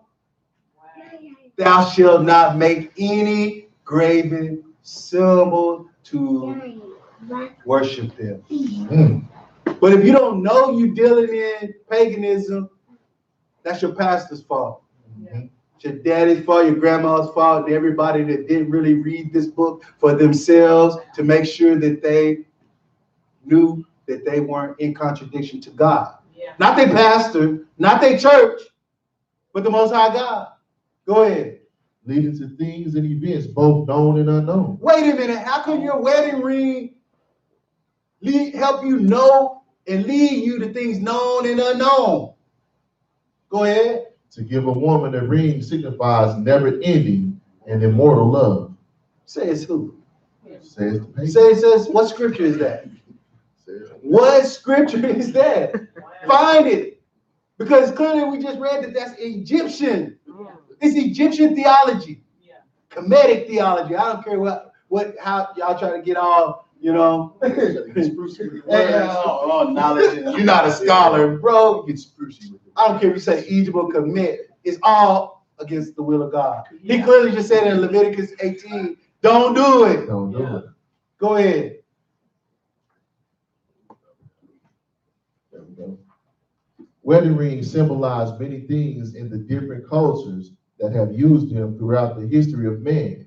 Initially, traditions indicate that a man placed a ring on the finger of a woman simply as proof that he possessed her. Did y'all know that? Did y'all know that that wedding ring means that your husband possesses you? Y'all don't like words like subject, possess, submit, huh? Submit, possess, subject. See the rings coming out. Ah! See the rings coming out. Go ahead. The ring was placed on the left hand, considered the weaker side of the body, Oh, you know your left side is considered a weak side of your body. Go ahead. to indicate the submission of the woman to the man. Y'all didn't know that? Wow. Go ahead. More romantic notions were added with the thought that the ring finger They were what? Romantic notions was added. added. Go ahead. The ring finger contained a vein that ran directly to the heart. Also, also added at some point was the thought that the circular design implied an eternal bond till death do us part. Is the more modern concept. They made it up. Wow. And we good slaves, and we just doing what our slave master picked up from the Romans, and the Romans took from the Egyptians. And there ain't no vein in my ring finger that goes to my heart that shows that I'm eternally in love and bonded to my wife. Stop it, bro. Sister, if you watch us, you're gonna learn. They're gonna learn. You're gonna learn today. You're Man. gonna learn today. Whether you want to learn or not, you're gonna learn today. Go ahead. Egyptians even attached Who? Egyptians. Pagans. Yeah. Girl, look at my pagan ring. Look how big it is. The Lord has blessed me. What Lord? Uh-oh. Pharaoh. Hey man, hey, you religious people gonna hate me because I'm gonna read the book. Amen. Go ahead. You know, Egyptians even attached significance to the circle within the ring. Who attached the significance of the circle to the ring? The Egyptians. Go ahead. Using it to symbolize the unknown. Truly, no newly married couple knows with certainty what that future will be. Do we deal in the unknown? We do not. We got this whole book that tells us prophetically what we can expect. Yeah. How to treat our wives. What will happen if we don't honor our wives? What will happen if we fornicate? What will happen if we commit adultery? If we abuse her? If we rape her? It's clearly in the book. It ain't unknown. It's clearly known what should happen in the marriage. You need to know it in here. Yeah. You're going through symbolism and rituals created by your slave master and by the masters that have always tried to rule the world, and they set the standard, and everybody's going along with it, hook, line, and sinker. Go ahead. Interestingly, it seems the history of wedding rings for men didn't begin until World War II. Did you know, man, that no man, That's crazy. your slave master is writing this telling you that no man wore rings on their left vein finger to their heart that encircled their immortality of eternity. No man wore a wedding ring ever until World War II. Why? When men began to wear a ring as a reminder of their wife back home. Because they was over in war and they worried about their wife creeping, dipping, and slipping with somebody else. So they put a ring on. Put a ring to remind me that I had a wife. Either to remind me because I'm over there sleeping with Koreans and Vietnamese and sleeping with Japanese women, or to remind me I got a wife, or to remind me that something's at home. So while I'm in this little muddy trench, what was the life expectancy? Wasn't even like 15 minutes, 15 seconds in Vietnam. It was just to remind me I got something to go home to. Yeah. But men didn't put rings on their finger until World War II. Wow. Did y'all know that? I didn't till I studied it, till it was important to me to know what's written in the book, till I stopped letting people dictate to me what I should know and to find out what I want to know Amen. in the scriptures, right? Go ahead. The Romans also eventually adopted this tradition. They did what? They adopted. They didn't this create it because somebody was doing it before, but it was just a woman. Yeah. It was to show that that woman belonged to somebody. So when men come around enticing, what up, girl? Ready for my word, tears for my fears. You know, these young dudes now, they got that money and they be like, and them Tatianas be like, ooh. They worse than strippers now. You ain't got to go to no strip club. You just walk down the street and just start fanning your money, man. They come. These women come. The married women gonna be like, what's up, Big Daddy? Other women gonna be like, That boy got them hundreds. Somebody bring me some oil. I can't get this thing out. Huh? Hurry up! He coming, hurry up! Real way.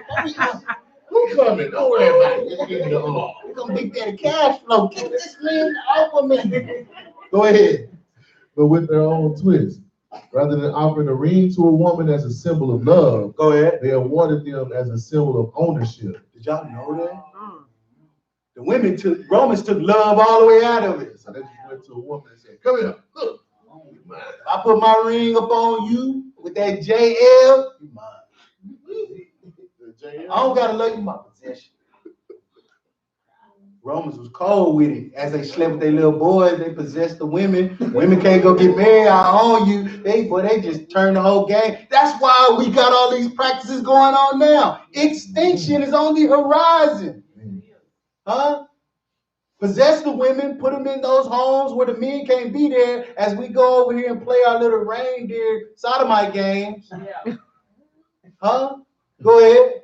Roman men would claim their women with the giving of a ring. You mind? Go ahead. Roman betrothal rings were later made in iron and called annulus pronibus. So what happened before the Romans started using iron?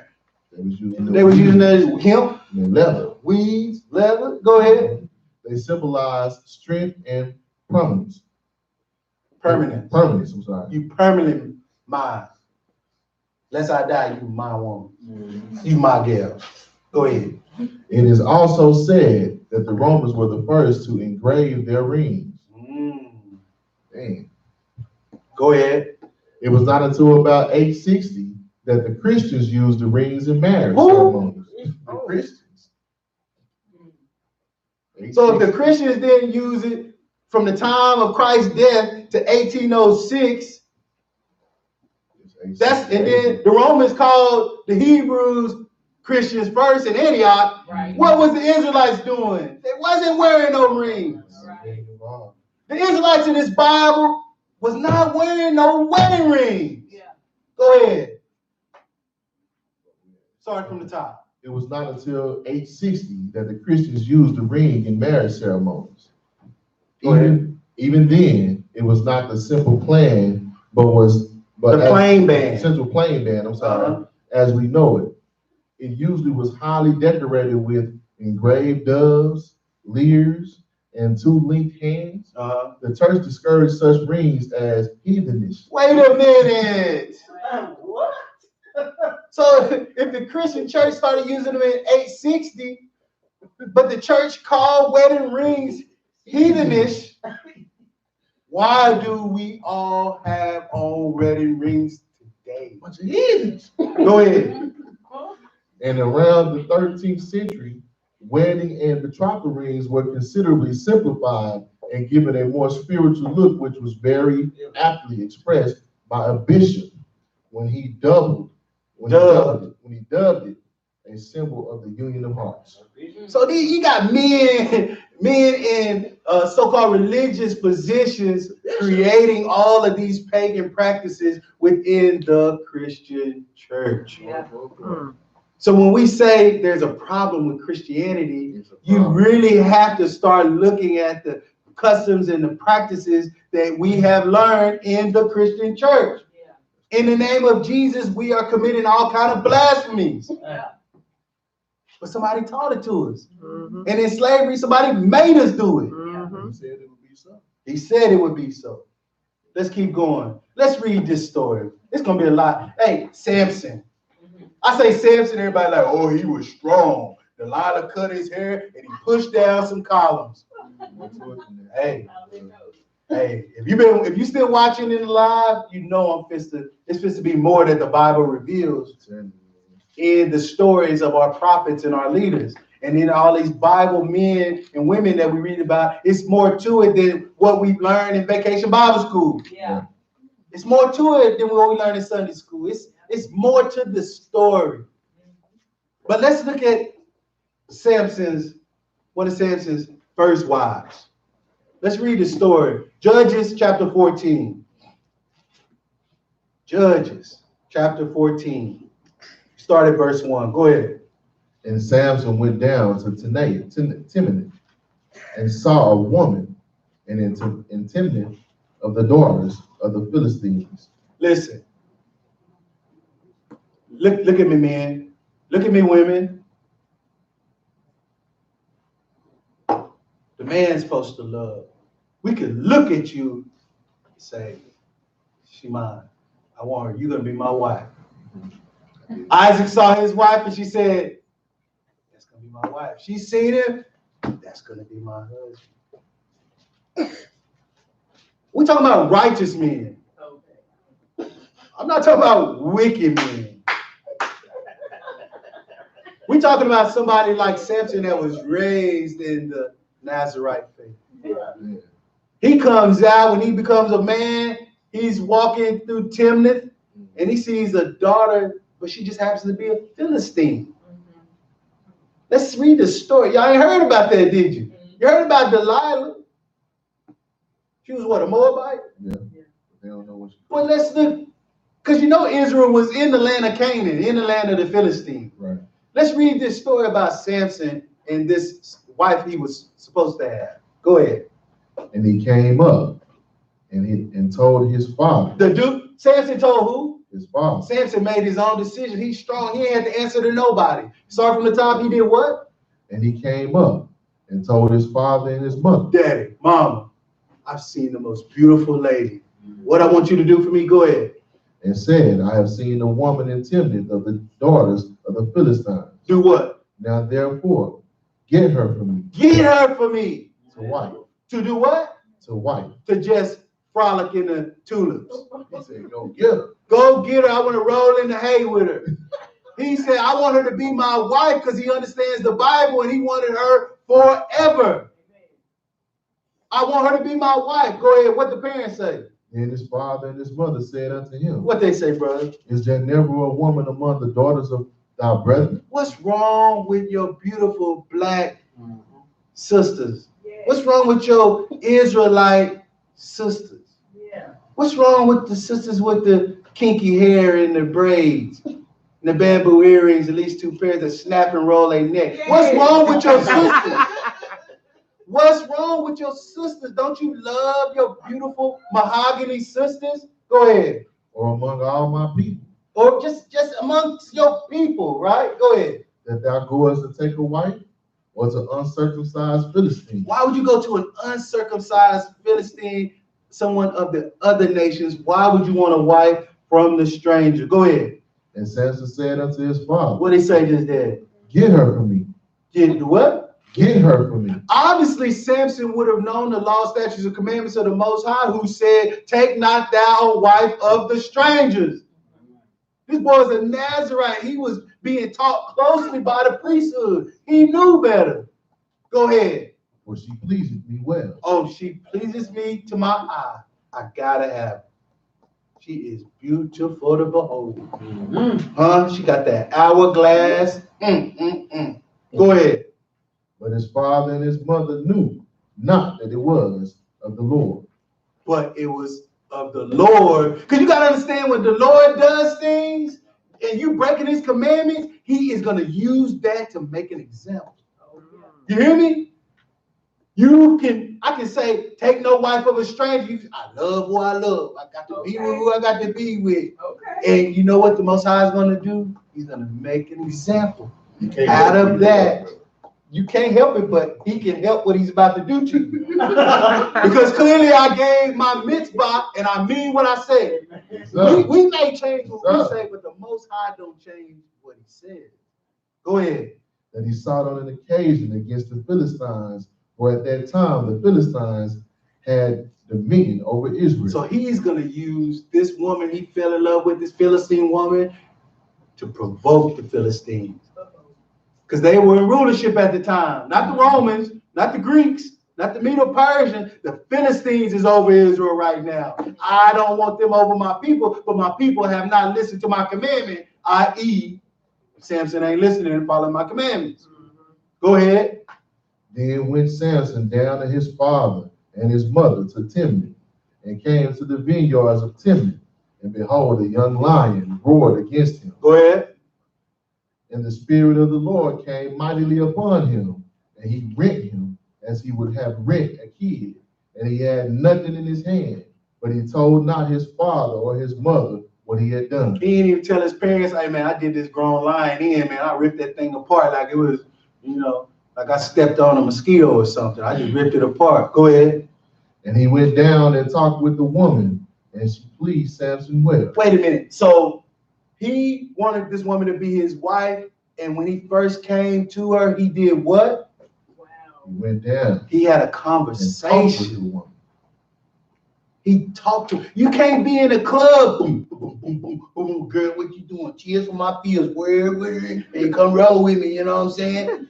You ain't having no conversation in the middle of a party in a club. He loved me. How you know that? I don't know. I just woke up at his house. What?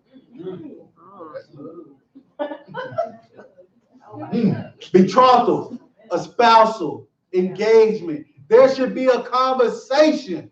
He talked to his parents first, right? Then he went and talked to her. Go ahead. And after a time, he returned to take her. He came after the time he did what? He returned to take her. He left after having a conversation, and he came back to consummate the marriage. Go ahead. And he turned aside to see the carcass of the lion. So he on the way back to Timnah. Man, let me go see this lion I destroyed. What's going on? Go ahead.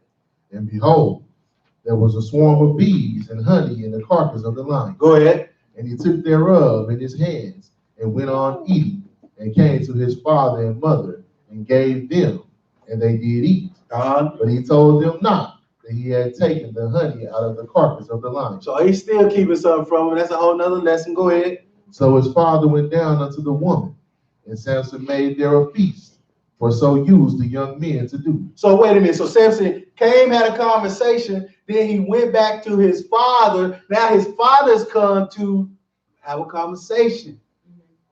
Right? Go ahead. And when it came to pass, when they saw him, that they brought 30 companions to be with him. Go ahead. And Samson said unto them, I will now put forth a riddle unto you. If ye can certainly declare me within the 7 days of the feast and find it out, then I will give you 30 sheets and 30 change of garments. So Samson is now coming to marry this woman and take her for a wife, and there's going to be a 7-day feast. So from the beginning of the process to the end, it's going to be 7 days. I'm going to give you this riddle in the beginning of the festival. If you can answer it by the end of it, I'm going to go get you 30 Philistine garments. Hey, I'm going to go buy you 30 Steve Harvey suits. I'm going to get you 30 Sean John velour sweats. You cool with that, Mike? I'm going to get you 30 of them if you can answer my riddle. You need the Sachi, you need that Sachi. Okay, go ahead. But if you cannot declare it me, then you shall give me 30 sheets and 30 change of garments. And they said unto him, put forth thy riddle. All right. So we talking about 30 garments. We talking about 30 Gucci belts, 30 Yeezys. This is 30 Philistine garments. This is on the line if they can answer this riddle. Yeah. Right? Go ahead. And he said unto them, go ahead. Out of the eater came forth meat, and out of the strong came forth sweetness. And they could not in 3 days expound this riddle. Go ahead. And it came to pass on the 7th day that they said unto Samson's wife, right, entice thy husband. Wait a minute. Now we got the wife being used by her people because they don't want to give up these 30 Philistine garments. Now, on the day at the end of the festival of the wedding, hey, listen, girl, we do not want to pay him. Your husband you're about to marry, we're going to have to pay him 30 garments if we can't get this riddle. So go in there and use what you got to get this answer for this riddle. Go ahead. Entice thy husband, that he may declare unto us the riddle, lest we burn thee in thy father's house with fire. Have ye called us to take that we have is not so. So did you call us to this wedding just for us to lose our wealth in these 30 garments? We're going to burn you and your daddy house down for inviting us to this wedding. and we can't get this riddle, and we got to pay this dude 30 Philistine garments. Y'all see that? Did you bring us to this wedding for us to lose our money to your new husband? Go ahead. And Samson's wife wept before him She started crying now. Go ahead. and said, Hey, don't the women be batting their eyes? Oh my God. I heard the most horrible news. Go ahead. Thou dost but hate me, You hate me. You don't really want to marry me. Go ahead. and lovest me not. And thou hast put forth a riddle unto the children of my people, and hast not told it me. You ain't even tell me the answer. Don't you love me? Huh? And She he- probably walking around in her slip. You know what I'm saying? You got everything showing a little bit early. You know what I'm saying? You don't really love me. You don't want me. You done told my cousins and them my riddle. You didn't even tell me the answer, babe. Huh? You should have put on her little Bill Sassoon, the number 5 Chanel. You didn't even tell me the answer. You rubbing up on me. Back up. You ain't even married yet. Back up, girl. Go ahead. And he said unto her, Behold, Behold, I have not told it my father nor my mother. And shall I tell it thee? I ain't told nobody the answer to this riddle. Why should I tell you, girl? You ain't my wife yet? Go ahead. And she wept before him You don't love me? Go ahead. the 7 days, Uh-huh. while their feast lasted. And it While their came- what lasted? While their feast lasted. There's another ceremony. Wow. It's another wedding ceremony, even between Israelites and Philistines. Go ahead. And it came to pass on the 7th day that he told her, because she lay sore upon him. Man, I'm tired of you crying, girl. You know how man, come on. Man, you know what? You ruining my day. Yeah, man. Okay, here go the answer. Go ahead. And she told the riddle to the children of her people. Uh-huh. Oh, so he told her, and she went and told her people. Go ahead. And the men of the city said unto him on the 7th day, Uh-huh. before the sun went down, Aha, we know the riddle. You think you smart, Samson? You try to get us. Go ahead. what is sweeter than honey, What is sweeter than honey? Go ahead. and what is stronger than a lion? What is stronger than a lion? Go ahead. And he said unto them, And go ahead. if ye had not plowed with my heifer, ye had not found out my riddle. How in the world did you find out the answer to my riddle? Go ahead. And the Spirit of the Lord came upon him, He came upon Samson. Go ahead. and he went down to Ashkelon, And did what? and slew 30 men of them, Uh-huh. and took their spoil, Uh-huh. and gave change of garments unto them which expounded the riddle. Yeah. And his anger was kindled, and he went up to his father's house. Yes. But Samson's wife was given to his companion. What? Whoa. It's an engagement process. My daddy and them there, we had the endowment conversation. We done placed this riddle. I done lost the riddle because my wife, do all this crying. I done went down and I done slew these Philistines. And then when I came back, what happened? Samson's wife was given to his companion, whom he had used as his friend. The same people that's done threatened to burn down my daddy's house if I let Samson win this riddle, now they done made me become somebody else's wife. Was given to his companion who he had used as his friend. So Samson called a friend is now with his beautiful wife that he went and killed 30 men of Ashkelon. He done made his daddy and them go get her and bring the dowry price. And they gave her to someone else. But the Lord said he was going to use the Philistines. He's going to use it. Hey, I'm going to use this. I'm going to use Samson to fall in love with this girl. Keep going, verse 1. Judges 15. Let's keep reading. Go ahead. But it came to pass within a while after, in the time of wheat harvest, Yes. that Samson visited his wife with a kid. Wait a minute. Samson didn't know his wife was given away. So it was a time of the wheat harvest, which means he came back around Pentecost. She was with child, his wife. I'm coming to my wife to know my wife. Huh? Girl, I ain't seen you in 7 Sabbaths. Come into the chamber with me. Go ahead. And he said, I will go unto my wife into the chamber. Yeah. But her father would not suffer him to go in. Wait a minute, son. We got a problem. We got a problem, son. The problem is, She don't want you. oh, no. She got another husband. And I killed 30. She with child and she got another husband. And I killed 30 people and gave them new clothes. But that's because we answered your riddle, dude. No. You wasn't as smart as you thought. You wasn't worthy of my daughter. No, me. Go ahead. And her father said, Well, I verily thought that thou hadst utterly hated her. you've been keeping them commandments. You've been gone 7 Sabbaths. Why you married my daughter? You've been gone.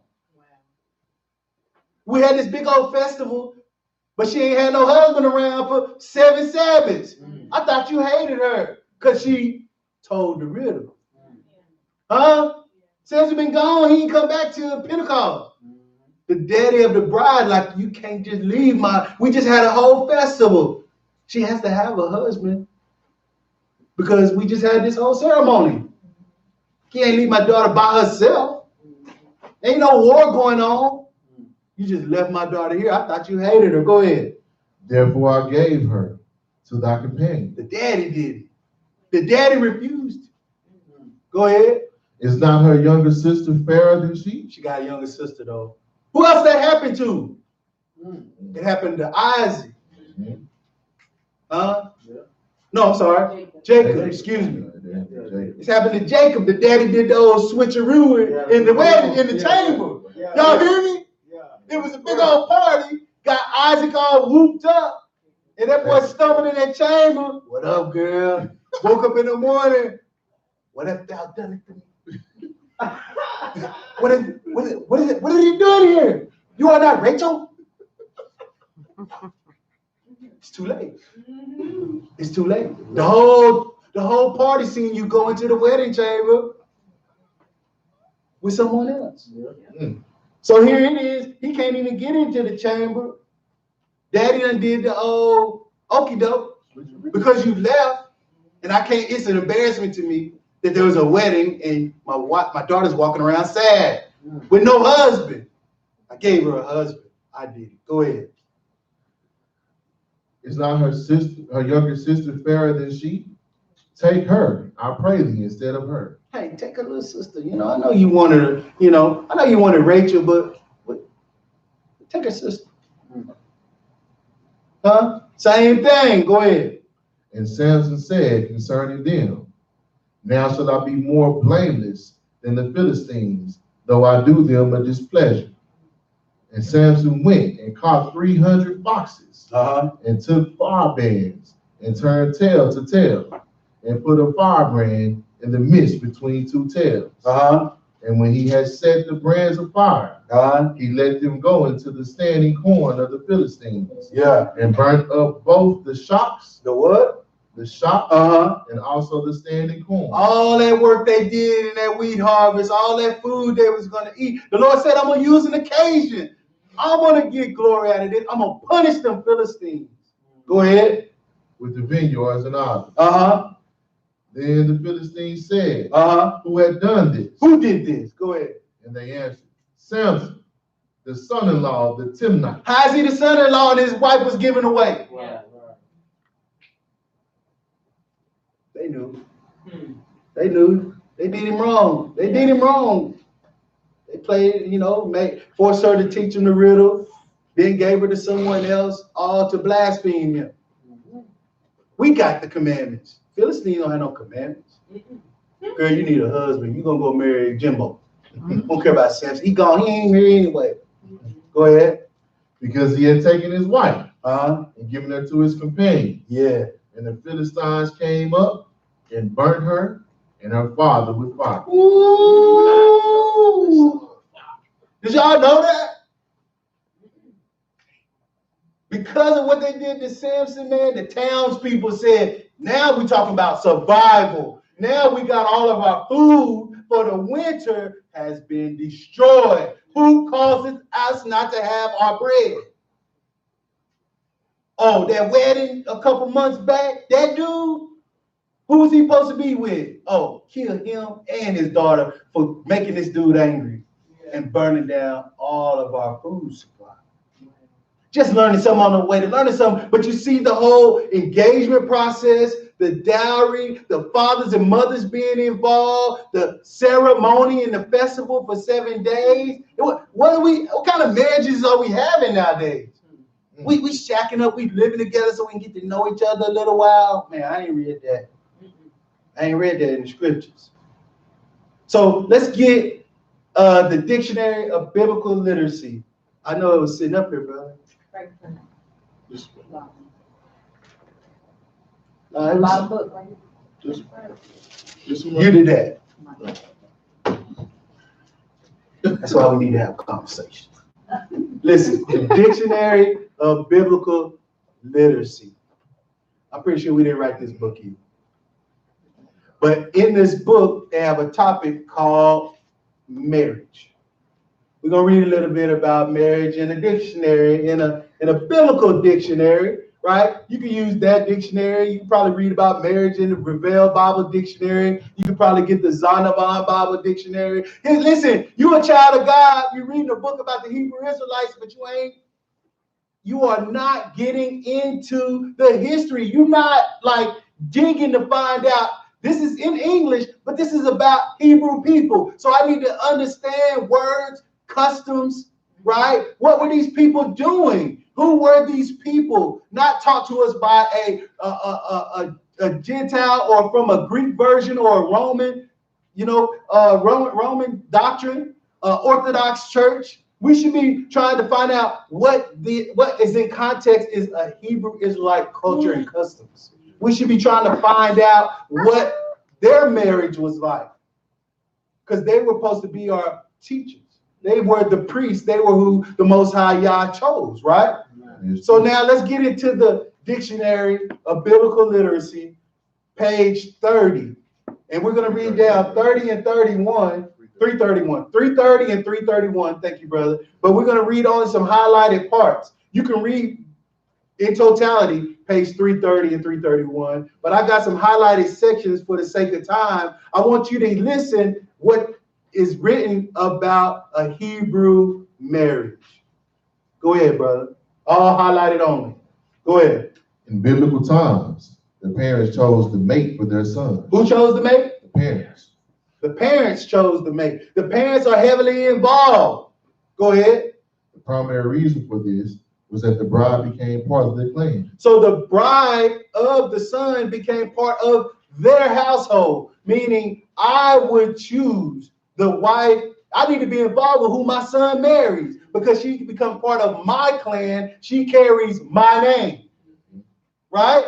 It ain't no dash such and such. She carries my name. If he marries her, she becomes Luther.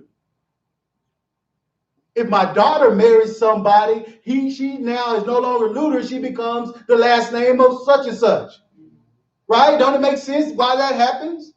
Go ahead. But my son, if he marries a girl, if we had land and we was in the tribal community, she would actually be a part of my house. She would now travel and be in my tent. She would be a part of my family. My grandkids would now be a part of my house. I don't think we have an understanding of what it means to have a great-grandparent, a great-great-grandparent, a mother, and father all in 3 or 4 generations, all on the same property. You talk about knowledge. You talking about my grandpa, my great-grandpa and grandma, my great-great-great-grandpa. Everybody's on the same land. I mean, it was like that not long ago. So in some communities, it's still like that. Let's read. Go ahead. Although they were married and became one flesh, the couple remained under the authority of the groom's father. Oh, key word, authority. I'm my own man now. See, leave father and mother is not necessarily like going away. You know what I mean? It's leaving the responsibility of father and mother. But for the girl, yes, she leaves. The sons in those days were still on the land because the Most High God had given us so much land. Tribe of Judah, Benjamin, Naphtali, Issachar, and then within that land, all of the families had acres and upon acres. Right? Go ahead. The parents sought to choose someone who would fit into their clan and work harmoniously with her mother-in-law and sister-in-law. So if Sister Keetra don't get along with the daughter-in-law, it ain't gonna work. Just use us in our house, right? On our half-acre lot of land. You got a 3-bedroom house. You're gonna bring Johnny and his wife into that 3-bedroom home, and the mother don't get along with the daughter-in-law. It ain't gonna work. It's not gonna work. I didn't never like your mama. You know how many people talking right now? I hate my mother-in-law. Man. I hate my father. You know what I mean? You got married couples right now talking about you don't get along with their in-laws, and then your spouse is listening to you say it and not say nothing. How you gonna tell me you don't like my mama or daddy? We gonna have a problem. The problem is like, I'm done with you. How can I love you and you don't love my mother and father? See, that should have been some conversations in the beginning. Go ahead. Sometimes the parents consulted with their children to see if they approved of the choice of mates being made for them. Yeah. For example, Samson demanded that a certain girl be acquired for him. Right. Although his parents protested, they completed the marriage contract for Samson. They did it because of their son, even though they didn't agree. But he wanted it. But they let him know, hey, you should not be marrying a stranger. Right? Choose someone of your own kind, your own nation. Go ahead. Judges 14, 1-4. Go ahead. People married at a young age. Yes. A fact which made the parents' choice practical matter. By the time of Jesus, the Jewish leaders had decided to establish minimum ages for marriage, which a marriage contract could be drawn up. The age was set at 13 for boys and 12 for girls. So that's what our parents got. Whoa. Stop, calm down, wait a minute, slave. Wait a minute, slave. Wow. You know we are in captivity. You have been taught this European philosophy of Western civilization. Yeah. It has nothing to do with the Bible. Yeah. So when you hear that parents was arranging marriages for 14 and 13-year-olds, you're gonna go, oh, clutch my pearl. Yeah. Oh my goodness, they're just babies. They said they arranged marriages. Yeah. Engagement process. Yeah. These kids is growing up together. You put them in certain situations and they're best friends. They didn't say they had a marriage. It said they was arranging. Yeah, they just got the contract ready. Contract ready. Yeah. I got time to get my cows right, my chickens right, get my sheep right. Huh? Gotta get my grain up. Yeah. Thomas has asked for a lot. Right? But we agreed upon it. It was an espousal and it was a process. It was agreed upon. This is what was going to be needed. Go ahead. A number of customs and steps were involved in the finalizing of a marriage. See, there's customs and steps. God had a plan. There was a plan, and the Israelite people did this for thousands of years. But we get into Christianity and they start putting wedding rings on us and putting vows that mean nothing and don't give us counseling. We don't know how to be a husband and how to be a wife or how to be a man or how to be a woman according to the scriptures. And then we're going to try to come together and live forever. And you know what? It doesn't work. It has not worked. Look at the statistics of divorce. It does not work. Man, God chose her for me. We was meant to be together. Go ahead. First was agreeing on a price to be given to the father for the girl. There has to be a dowry conversation. There has to be a prenuptial conversation. You have to make sure that if that man stops loving that woman should be taken care of. There should be a conversation from that daddy to the daddy should be talking, right? Because the sons already talked to mom and dad, the daughters already talked to mom and dad. Now the parents get together and talk, how are we gonna make sure that these kids stay together and are gonna be taken care of? You didn't just get off the land and go leave and you're gonna come right back. Yeah. Oh, that's a tough word out there. Well, we already told you it was tough. We trying to make sure that y'all can make it, if y'all can make it here, right? And then what happens if the mother and father die? Well, then y'all couple, y'all take over. The oldest son, y'all can stay there. You can't kick family off the land, right? It was the heritage was passed down, father to son and father to son. But you know what happened to many of us in the South? We got all that land down south and we just left it. We out here in the city living it up, and we got an old relative barely hanging on to our inheritance. I want a 40-acre mule, and most of our families in the country somewhere got it. But we city slickers. We city folk. I don't like that country life. It's too much work. Go ahead. The payment was compensation for the loss of a worker. The compensation was the loss of a worker to the father who gave up the daughter. Go ahead. The giving and receiving of money was probably accompanied by a written agreement. A what? A written agreement. Girl, you mine when we lay together. You my wife. We don't have no ceremony. We don't gotta go to the court. We put that on paper. What? We put that on paper. You can't see no way in where you gotta put it on paper. Yes. We'll get to it. Go ahead. After this agreement was made. After the agreement was made. Wait a minute, we don't have no agreements no more. That's why you don't know, because the Romans and the English took it from the Romans and they dictate what a wedding and a marriage looks like. Yeah. And what you should have and the type of clothes you wear and how you dress. They're dictating your culture and customs to you. Go ahead. The couple was considered engaged. The couple was considered engaged after a conversation, after the bride price. After the written contract. And the handshake between the fathers. And a handshake between the fathers. So then you can have a conversation and an agreement and a price. But what we read earlier, what if we didn't consummate it? Just send it all back. What if I go to war and die and I haven't consummated? See, there's rules in place. You got to finish the process. Go ahead. In biblical times, a betrothal for marriage was a binding agreement. It's binding. That's why it's a problem if you see a man sees a maid, like we didn't read that in Exodus 22, but if a man sees a maid in the field and she is betrothed, you got to go back and read what was his punishment for taking her. Go ahead. The agreement was voided only by death or divorce. By death or what? Divorce. Death or divorce. Go ahead. During the engagement period, the groom had certain privileges. For example, if war was declared, he was exempt from the military duty. Exempt from war during marriage. Go ahead. On the day of the wedding, the groom and his friends dressed in their finest clothes. Okay, so we getting dressed up. We all matching. We got all blue ties, gray veil. Ooh, they clean. That boy clean on their wedding day. Go ahead. And went to the home of the bride. Wait a minute. The groom and his groomsmen went to the home of the bride, meaning dad and mom knew it was about to be a bang of dudes coming over. And it was some order to them coming over because they was dressed very nice. Yeah. Go ahead. Together, the couple went back into the groom's house. Okay.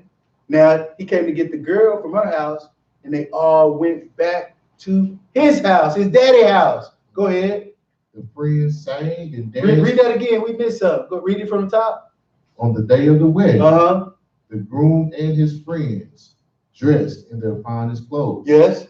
And went to the home of the bride. Her house. Go ahead. Together, the couple went back to the groom's house. They went back to the groom's house. Go ahead. Their friends sang and danced their way back into his house. Got a party procession. Go ahead. Once at the groom's house, the couple was ushered into a bridal chamber. Y'all don't know about a bridal chamber? Oh, we going on our what they say, honeymoon. Yeah. That ain't according to the Bible. Your wedding needs to be witnessed. It's a party. At your party, you disappear. Because something has to happen. Go ahead. The marriage was consummated through sexual union. The marriage was consummated during the party, publicly, not in front of everybody. This ain't Scotland, or you watch them old Scottish, or they all standing in the room looking. Not like that. Y'all know what I'm talking about. Netflix, we watching some of them old, some old French, Scottish, Lord of this, and you'll see it's crazy. Go ahead. Come on, boy, get your Polish. Come on. The marriage was consummated through sexual union. Then it was consummated. Go ahead. While the guests waited outside. They waited outside for what? The token to be presented to prove that she was a virgin. Go ahead. Once the fact was announced, the wedding festivals continued, with the guests dropping by for the wedding feast. Usually, the wedding party lasted for a week. 7 days. How long was Samson's party? 7 days. It was a 7-day festival. It was a 7-day festival party. I'm saying it's what we learned in the Western world, right? A European custom. And then it's what is in the scriptures. Backed by dictionary, backed by resources, backed by evidence, right? I'm not saying it's going to be that easy now, because you got to change. We're in captivity, man. It's like you start trying to do the customs of the Most High, man. I don't know. Somebody has something to say. Yeah. You know what I mean? You try, you understand, and you're a follower of the book, and you try to marry somebody not of the book. You yoke with an unbeliever. They people gonna have a problem. What them people doing? They gonna have a problem in the wedding. They gonna have a problem in the funeral. You see? That's a whole nother lesson. That's it. Good, brother. So now there should be a token of virginity. You remember it said the process was complete. What's the process of complete? My virgin son and his virgin daughter consummated and knew each other, and that token was given now to mom, right? You can go in the scriptures and read about it. Let's see. Let us read about it. Deuteronomy 22. We're almost done. Deuteronomy chapter 22. We wrapping up part 1. Token, brother. It's a party going on. The grooms is out there. Everybody out there doing their thing, right? Everybody out there to the left. And you be like, hey, baby, come on. Yeah, come with me. Come with me, girl. And then the parents sit back, they back there, they're smoking their Kachiva. I see you. Oh, man. Look at Shane Thomas. There you go. And then the father of the bride, he like, well, I hope she right. Oh, you're right. And then the daddy of the groom over there looking like, I hope she right too. I don't know what be going on your land, but she better be a virgin. She better not make my son happy. You know what I'm saying? And vice versa. She better please him well. She better please him well. You do well to please him well. Deuteronomy 22. Deuteronomy chapter 22. Because you're not learning about this during the wedding process. Y'all, many of you have got married and went to counseling to your man of God, and he talking about everything but what matters to help you stay married. Mm-hmm. Well, I done been around. Okay, well, that's a whole nother conversation. Stop sinning, right? Stop reading books that people have made movies off of. I'm not gonna name none. I don't want to bash nobody, but stop reading those books and pick this Bible up. 60 days of this and that. I mean, none of that makes you righteous, pure, and unclean. Nothing but the scriptures can sanctify you. The word cleanses you. The word of God cleanses you. So, Deuteronomy 22, verse 13. Go ahead. if any man take a wife and go in unto her, Woo, boy, we just had a party. I just went and picked Keitra up. We done came back to the marriage festival. All the boys all whooped up. I'm like, hey, man, I'm going to see y'all later. I'm going to see y'all in a minute, man. Right? Go ahead. and hate her, Why would he go in unto her during the wedding ceremony and come out and be unhappy? You can't go off to Vegas. Nobody knows you were there. Nobody knows you're unhappy. You know what I'm saying? Like, took her from her land. Moved her to Alaska. Like, her phone don't work. You got, the cell towers blocked. You know what I'm saying? Like, she can't call out, send no pigeons. right? So you done got this woman isolated, and now you unhappy with her. See, what does that mean? You see, there was a festival, there was a wedding ceremony, and then at that wedding ceremony, they went into the marriage chamber and consummated the marriage. But the only way he could come out unhappy is if Something was right. she wasn't a virgin. Go ahead, verse 14. And give occasions of speech against her. What the? Go ahead. And bring up an evil name upon her. How can he bring up an evil name? Because mom and daddy them standing right out there. Daddy, this ain't no virgin.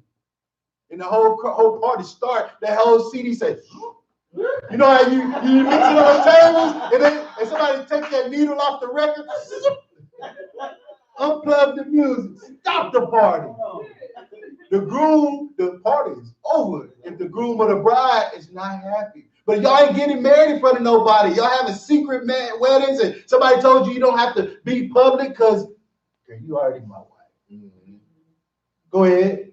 And say, I took this woman, and when I came to her in the wedding chamber, go ahead. I found her not a maid. She was not a virgin. Go ahead. Then shall the father of the damsel and her mother take and bring forth the tokens of the damsel's virginity unto the elder. There has to be a token. All right, let's go in the wedding chamber. Let's check the sheets. Yeah. Let's go check the sheets. That would be a hard conversation with the ladies. Your mama and daddy coming in there. But wait a minute, if you didn't have them involved in their spousal process, and you don't want them to know about your secret lifestyle, that's the problem. That's what's going on today. Unchaste maidens.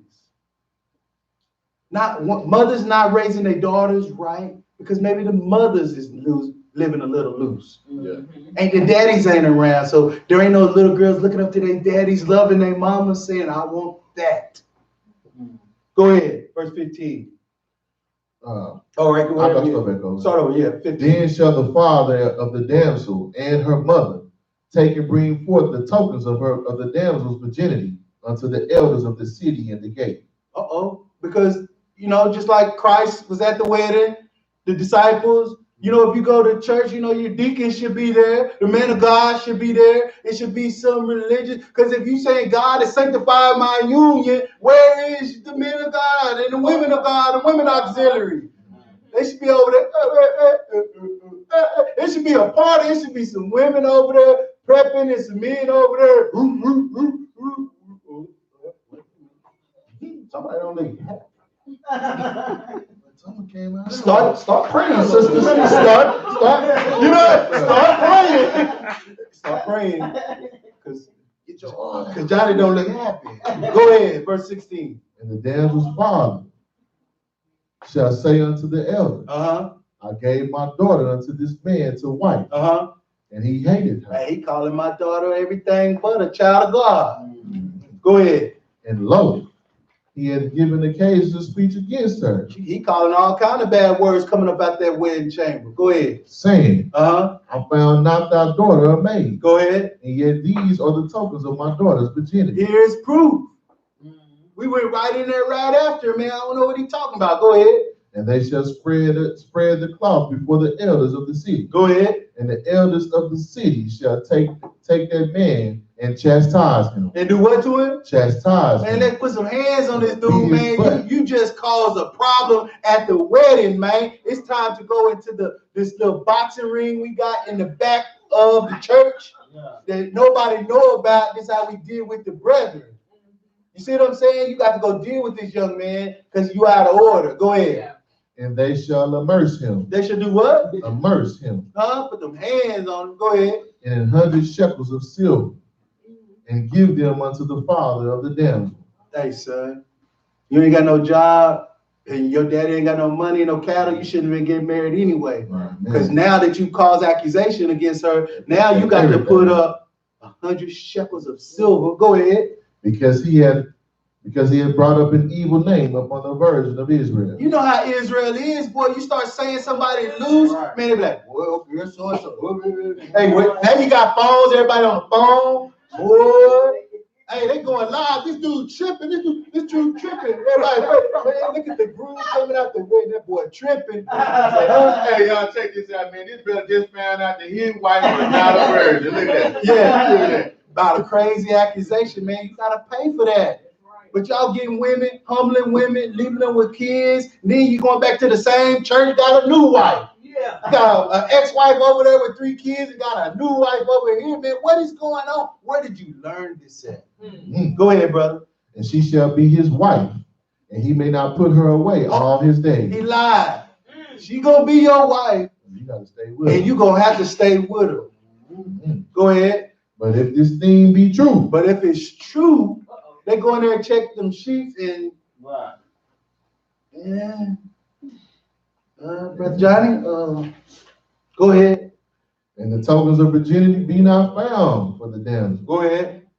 then they shall bring out the damsel to the door of her father's house, And do what? and the men of her city shall stone her with stones, as she died. You see how serious marriage is? We don't take marriage serious at all. We're not saying we need to go back to the custom of stoning, right? But we don't take marriage serious, giving our daughters, teaching our daughters to be chaste virgins and maids, and teaching our young men not to be running around humbling young girls. Go ahead. Because she had wrought folly in Israel. She done made a whole spectacle at this wedding. Can you imagine the wedding that Christ and his disciples went to, and then the groom came out unhappy? Forget all the water and the wine. Why my wife ain't a chaste virgin, man? Hey, she done caused a spectacle at the wedding, and all the men of God and everybody's around. And nowadays, everything is on Facebook, Instagram, Twitter. I mean, it would be horrible. It'd be a horrible public spectacle. Go ahead. To play the whore in the father's house. Now you playing a whore under your father's house. How embarrassing. Your daddy a deacon. Your daddy a man of God, your daddy a senator, your daddy a whatever, and now you done got to is there anyone that has an objection why she should not marry this man? Yes, because she my girl. Mm-hmm. What?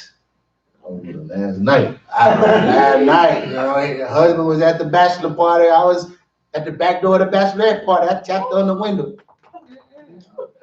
And she came and unto.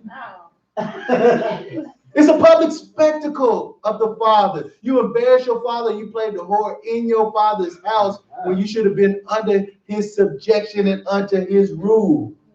Christ is the head of the man is over the woman, and the father is over Christ. Anything outside of that is out of order. How you gonna be in your father's house and be out of order, playing the harlot? Go ahead, finish it. So shalt thou put evil away from among you. You gotta put evil away, and that's why the young daughter got stoned. She wasn't worthy to even be back in her father's house, and she was not worthy to be in any other man's house. She fornicated against the Most High God, and the punishment was death. Huh? This is our last place. Last story. I got one last story for you. Don't know what time it is, but if you've been keeping up with us this long, this is the last story in the last place. Coming from the Apocrypha, we're going to read a story about Tobit and his son Tobias.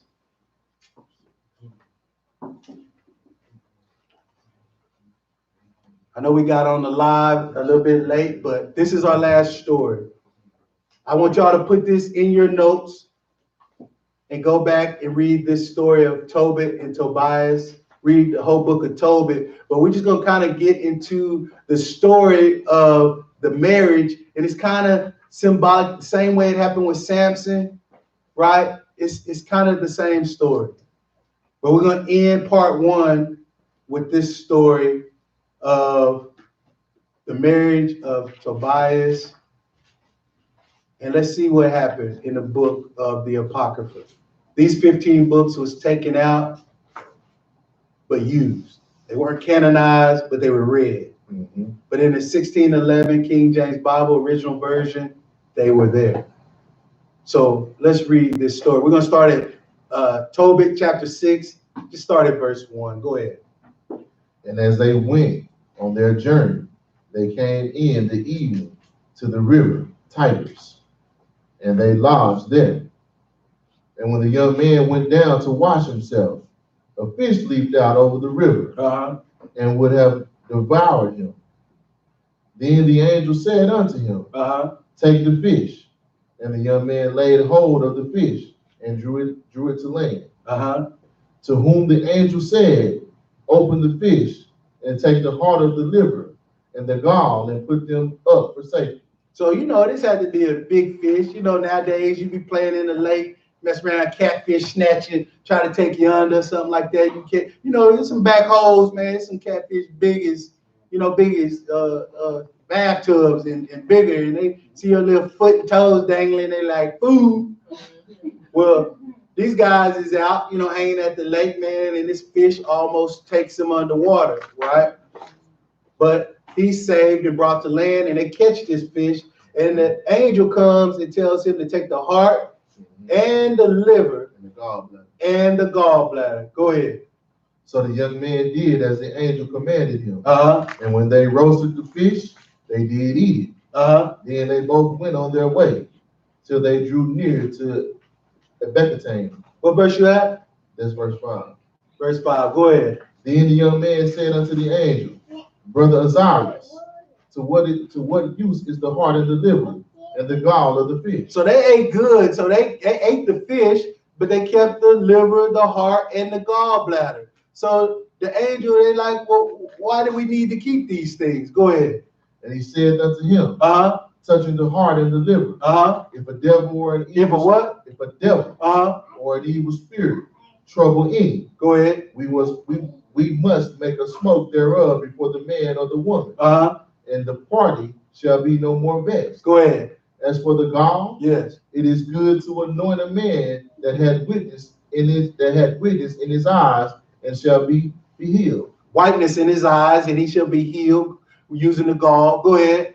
And when they were come near to Rages, Rages,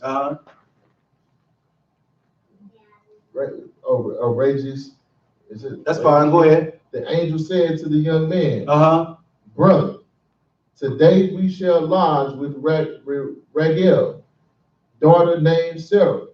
Who is thy cousin?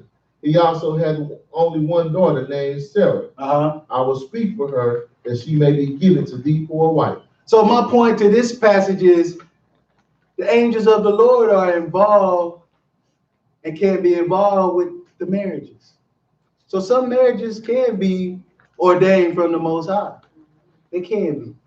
And this is a story of the angels' involvement with Tobias and Sarah.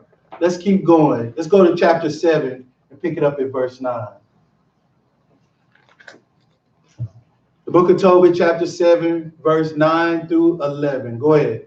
So he communicated the matter with Raguel. So here goes the angel. We're not going to read the whole story for the sake of time, but see, here's the angel who told him that he was going to speak to Raguel about his daughter Sarah, and tell Raguel that his daughter should be given to Tobias. Now we're reading in chapter 7. Now you're seeing the angel talking to Raguel, and Raguel is going to tell his son, go ahead. And Raguel said to Tobias, eat and drink and make merry. Go ahead. For this is meet that thou shouldest marry my daughter. So Raguel comes and meets up with Tobias, if you read the whole story, and Raguel tells him to be happy, son. I am going to give my daughter in marriage unto you. Go ahead. Nevertheless, yes, I will declare unto thee the truth. So there is a conversation. The father of the bride had a conversation with Tobit's son, Tobias, right? Eat, drink, be merry, right? You will marry my daughter. Go ahead. I have given my daughter into marriage to 7 men. Right. Now listen, y'all like, oh man, she done had 7 husbands and they all took her. Let's keep reading. Go ahead. Who died that night they came in unto her. So the night that they came into the marriage chamber, they all died. Ain't there another story similar to this in the 66 books? Yeah, it is. What's her name? Tamar. Yeah. And who was her father-in-law? Judah. Similar type story. But this man, this daughter he's trying to marry off, never got out of the engagement, never got out of the wedding chamber with the husband that lived. Go ahead. Nevertheless, for the present be married. But Tobias said, I will eat nothing here till we agree and swear one to another. Say they had to have a conversation. I want to give you my daughter to be a wife, but I got to let you know, I've set up arrangements and betrothals with 7 other men, and they died. They died the night of the wedding. Now you'll see where the angel is going to come into play. Because some people will call this girl a black widow, like her husbands don't live. But he let it be clear, Tobias, like, I'm letting you know up front. And what did Tobias, but he said, but for the present time, I don't know if you're going to make it through the wedding chamber night, but be happy. But be happy, I'm going to give my beautiful daughter to you in marriage. And what did Tobias say? He said, I will eat nothing till we have agreed on a price and swore to one another in a pledge. Didn't we read that in the dictionary, 1828? There got to be some understanding, man, of what is your expectation, what I will give in expectation of my father-in-law. We're going to have a conversation. I ain't going to eat nothing until we have this conversation. Since you say you will give me. It's a big thing for a daughter to be given in marriage. I'm trying to make this point. It is a big deal. The marriage plan of God is a big deal. It furthers humanity. Without it, you'll have a bunch of people being born, but they won't be right, boss. The girls won't be right, and the guys. Look at our society now. Look at our kids. Look at what's going on now. Let's keep going. Verse 12. But you said, then take her from henceforth, according to the manner, for thou art her cousin, and she is thine. And the merciful God give you good success in all things. Go ahead. Then he called his daughter Sarah. And she came to her father. Yes. And he took her by the hand and gave her to be wife to Tobias. Wait a minute. So Raguel took his daughter and said, come here, Nay. I give you to such and such to be your husband. Right? He took her by the hand and gave her hand to Tobias, saying what? Behold, go ahead. Behold, take her after the law of Moses. The law of who? Of Moses. Go ahead. And lead her away to thy father. And he blessed him. Did you see that? So we were already at the stage where Tobias had already came with his men to the house of Sarah. Right. Daddy agreed, I will give her to you as a wife. We're going to have this conversation, explain the price. But as the law of Moses, now you take her to your father's house. Go ahead. And called Edna his wife. He called his wife. Go ahead. And took paper. They took what? Paper. Took what? Paper. Took paper and did what? And did write an instrument of covenants and sealed it. Took a written and wrote an instrument of covenant. What does it say in the book of Malachi? The wife of your youth that you made a covenant with. For all that, listen. All the days of thy Now, Raguel went and got his wife, and both of them took paper and they wrote down what they agreed and what they pledged to give to Tobias to take his daughter and whatever goods they were given back to his father's house, who was Tobit. Go ahead, and they did what with it? And they sealed it. They sealed it. They sealed it, meaning what? What do we do now when we do a contract? We sign it. Right? Go ahead. Now let's go to chapter 8. Let's keep going.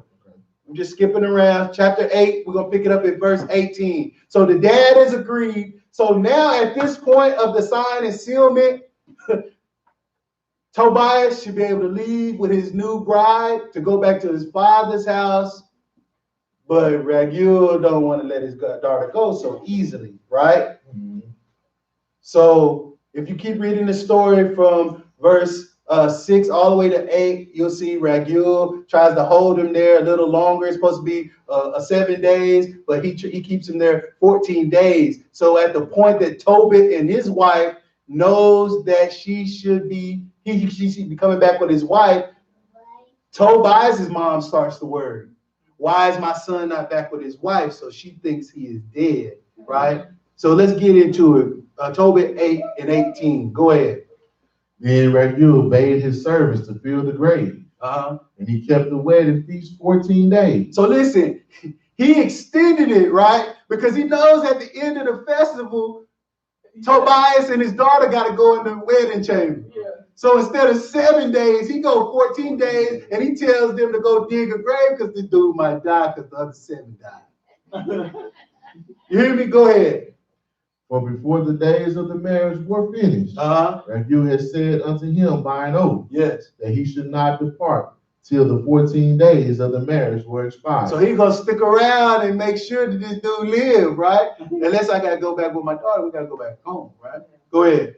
And then he should take the half of his goods and go in safely to his father, and should have the rest when I and my wife be dead. Now let's drop that. So now you can see here that there was a festival for 14 days. The normal festival in the marriage is 7 days. But he extended it because I want my daughter to be happy. I want her to have a husband. I don't want Tobias to die. But I don't know what evil spirit it is that is causing these men to die. But you remember the angel kept that gall in that liver, right? Yeah. To deal, not the gall, but the heart in the liver to deal with the evil spirit. Yeah. So he does that, right? And they live, right? So let's keep going to verse chapter 10. Let's pick it up at verse 10. So it happens. They go in the wedding chamber. They have to burn the heart and the liver, and then they both become alive, right? Go ahead. Then Raguel arose and gave him Sarah his wife, and half his goods, servants, and cattle, and money.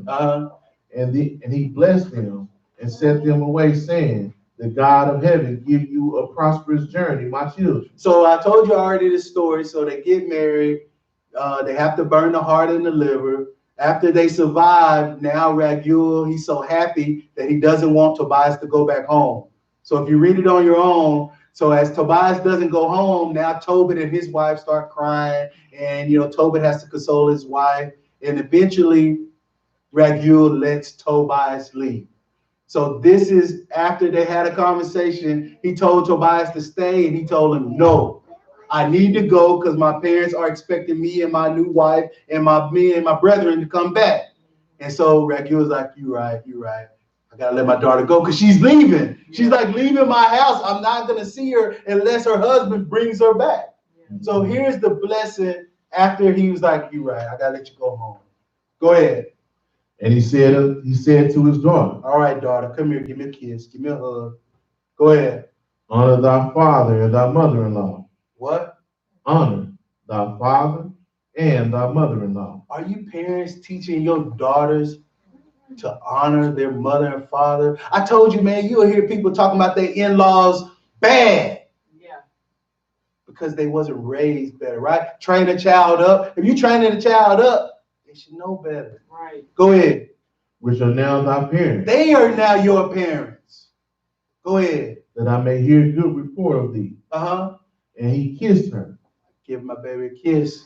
Go ahead. And also said to Tobias. Now she's talking to the husband. Now mom is talking to the dad, talking to daughter. Now mom is talking to the new husband. Go ahead. The Lord of heaven restore thee. Thy children of my daughter Sarah. My dear brother. What you say? My dear brother. And grant that I may see thy children of my daughter Sarah. So mama is pleading that I want to see my grandchildren. Yeah. Don't keep my baby away. Yeah.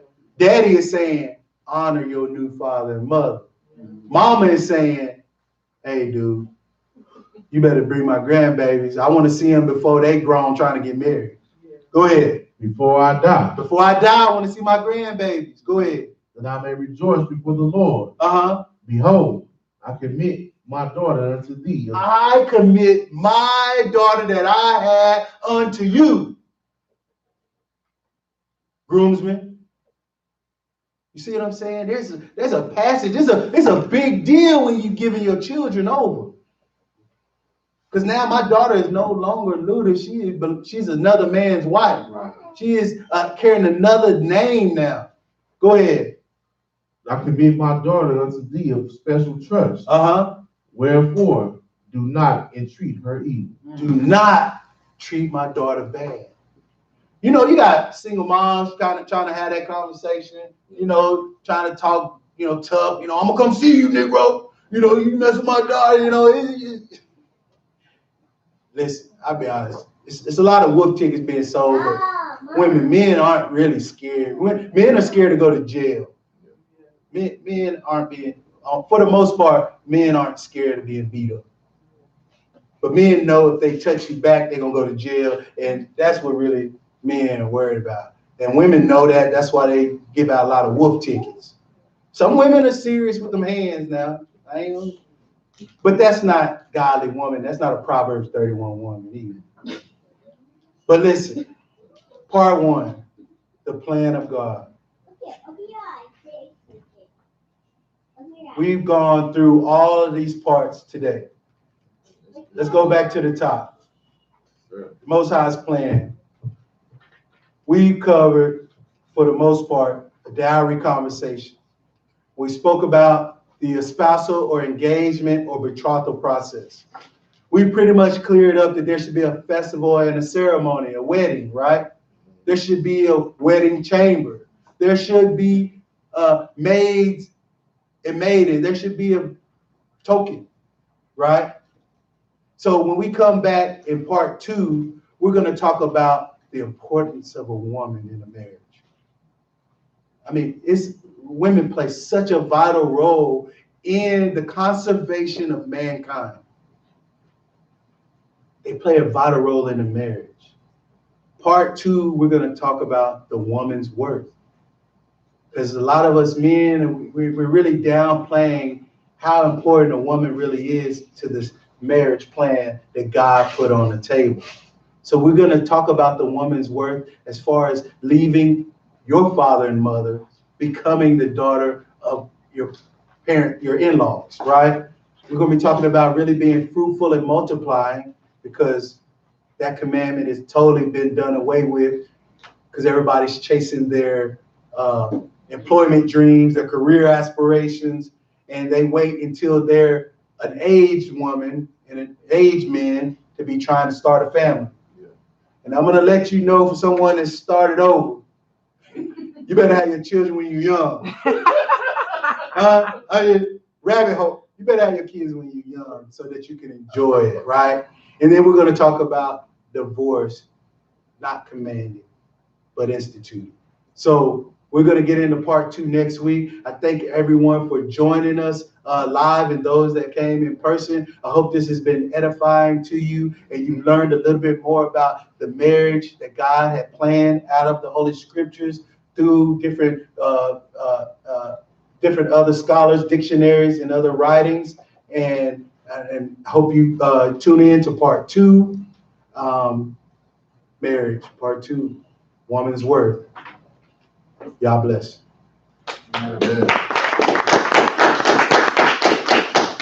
Thank you, brother. Now we'll have some announcements. A reading of announcements for the brother.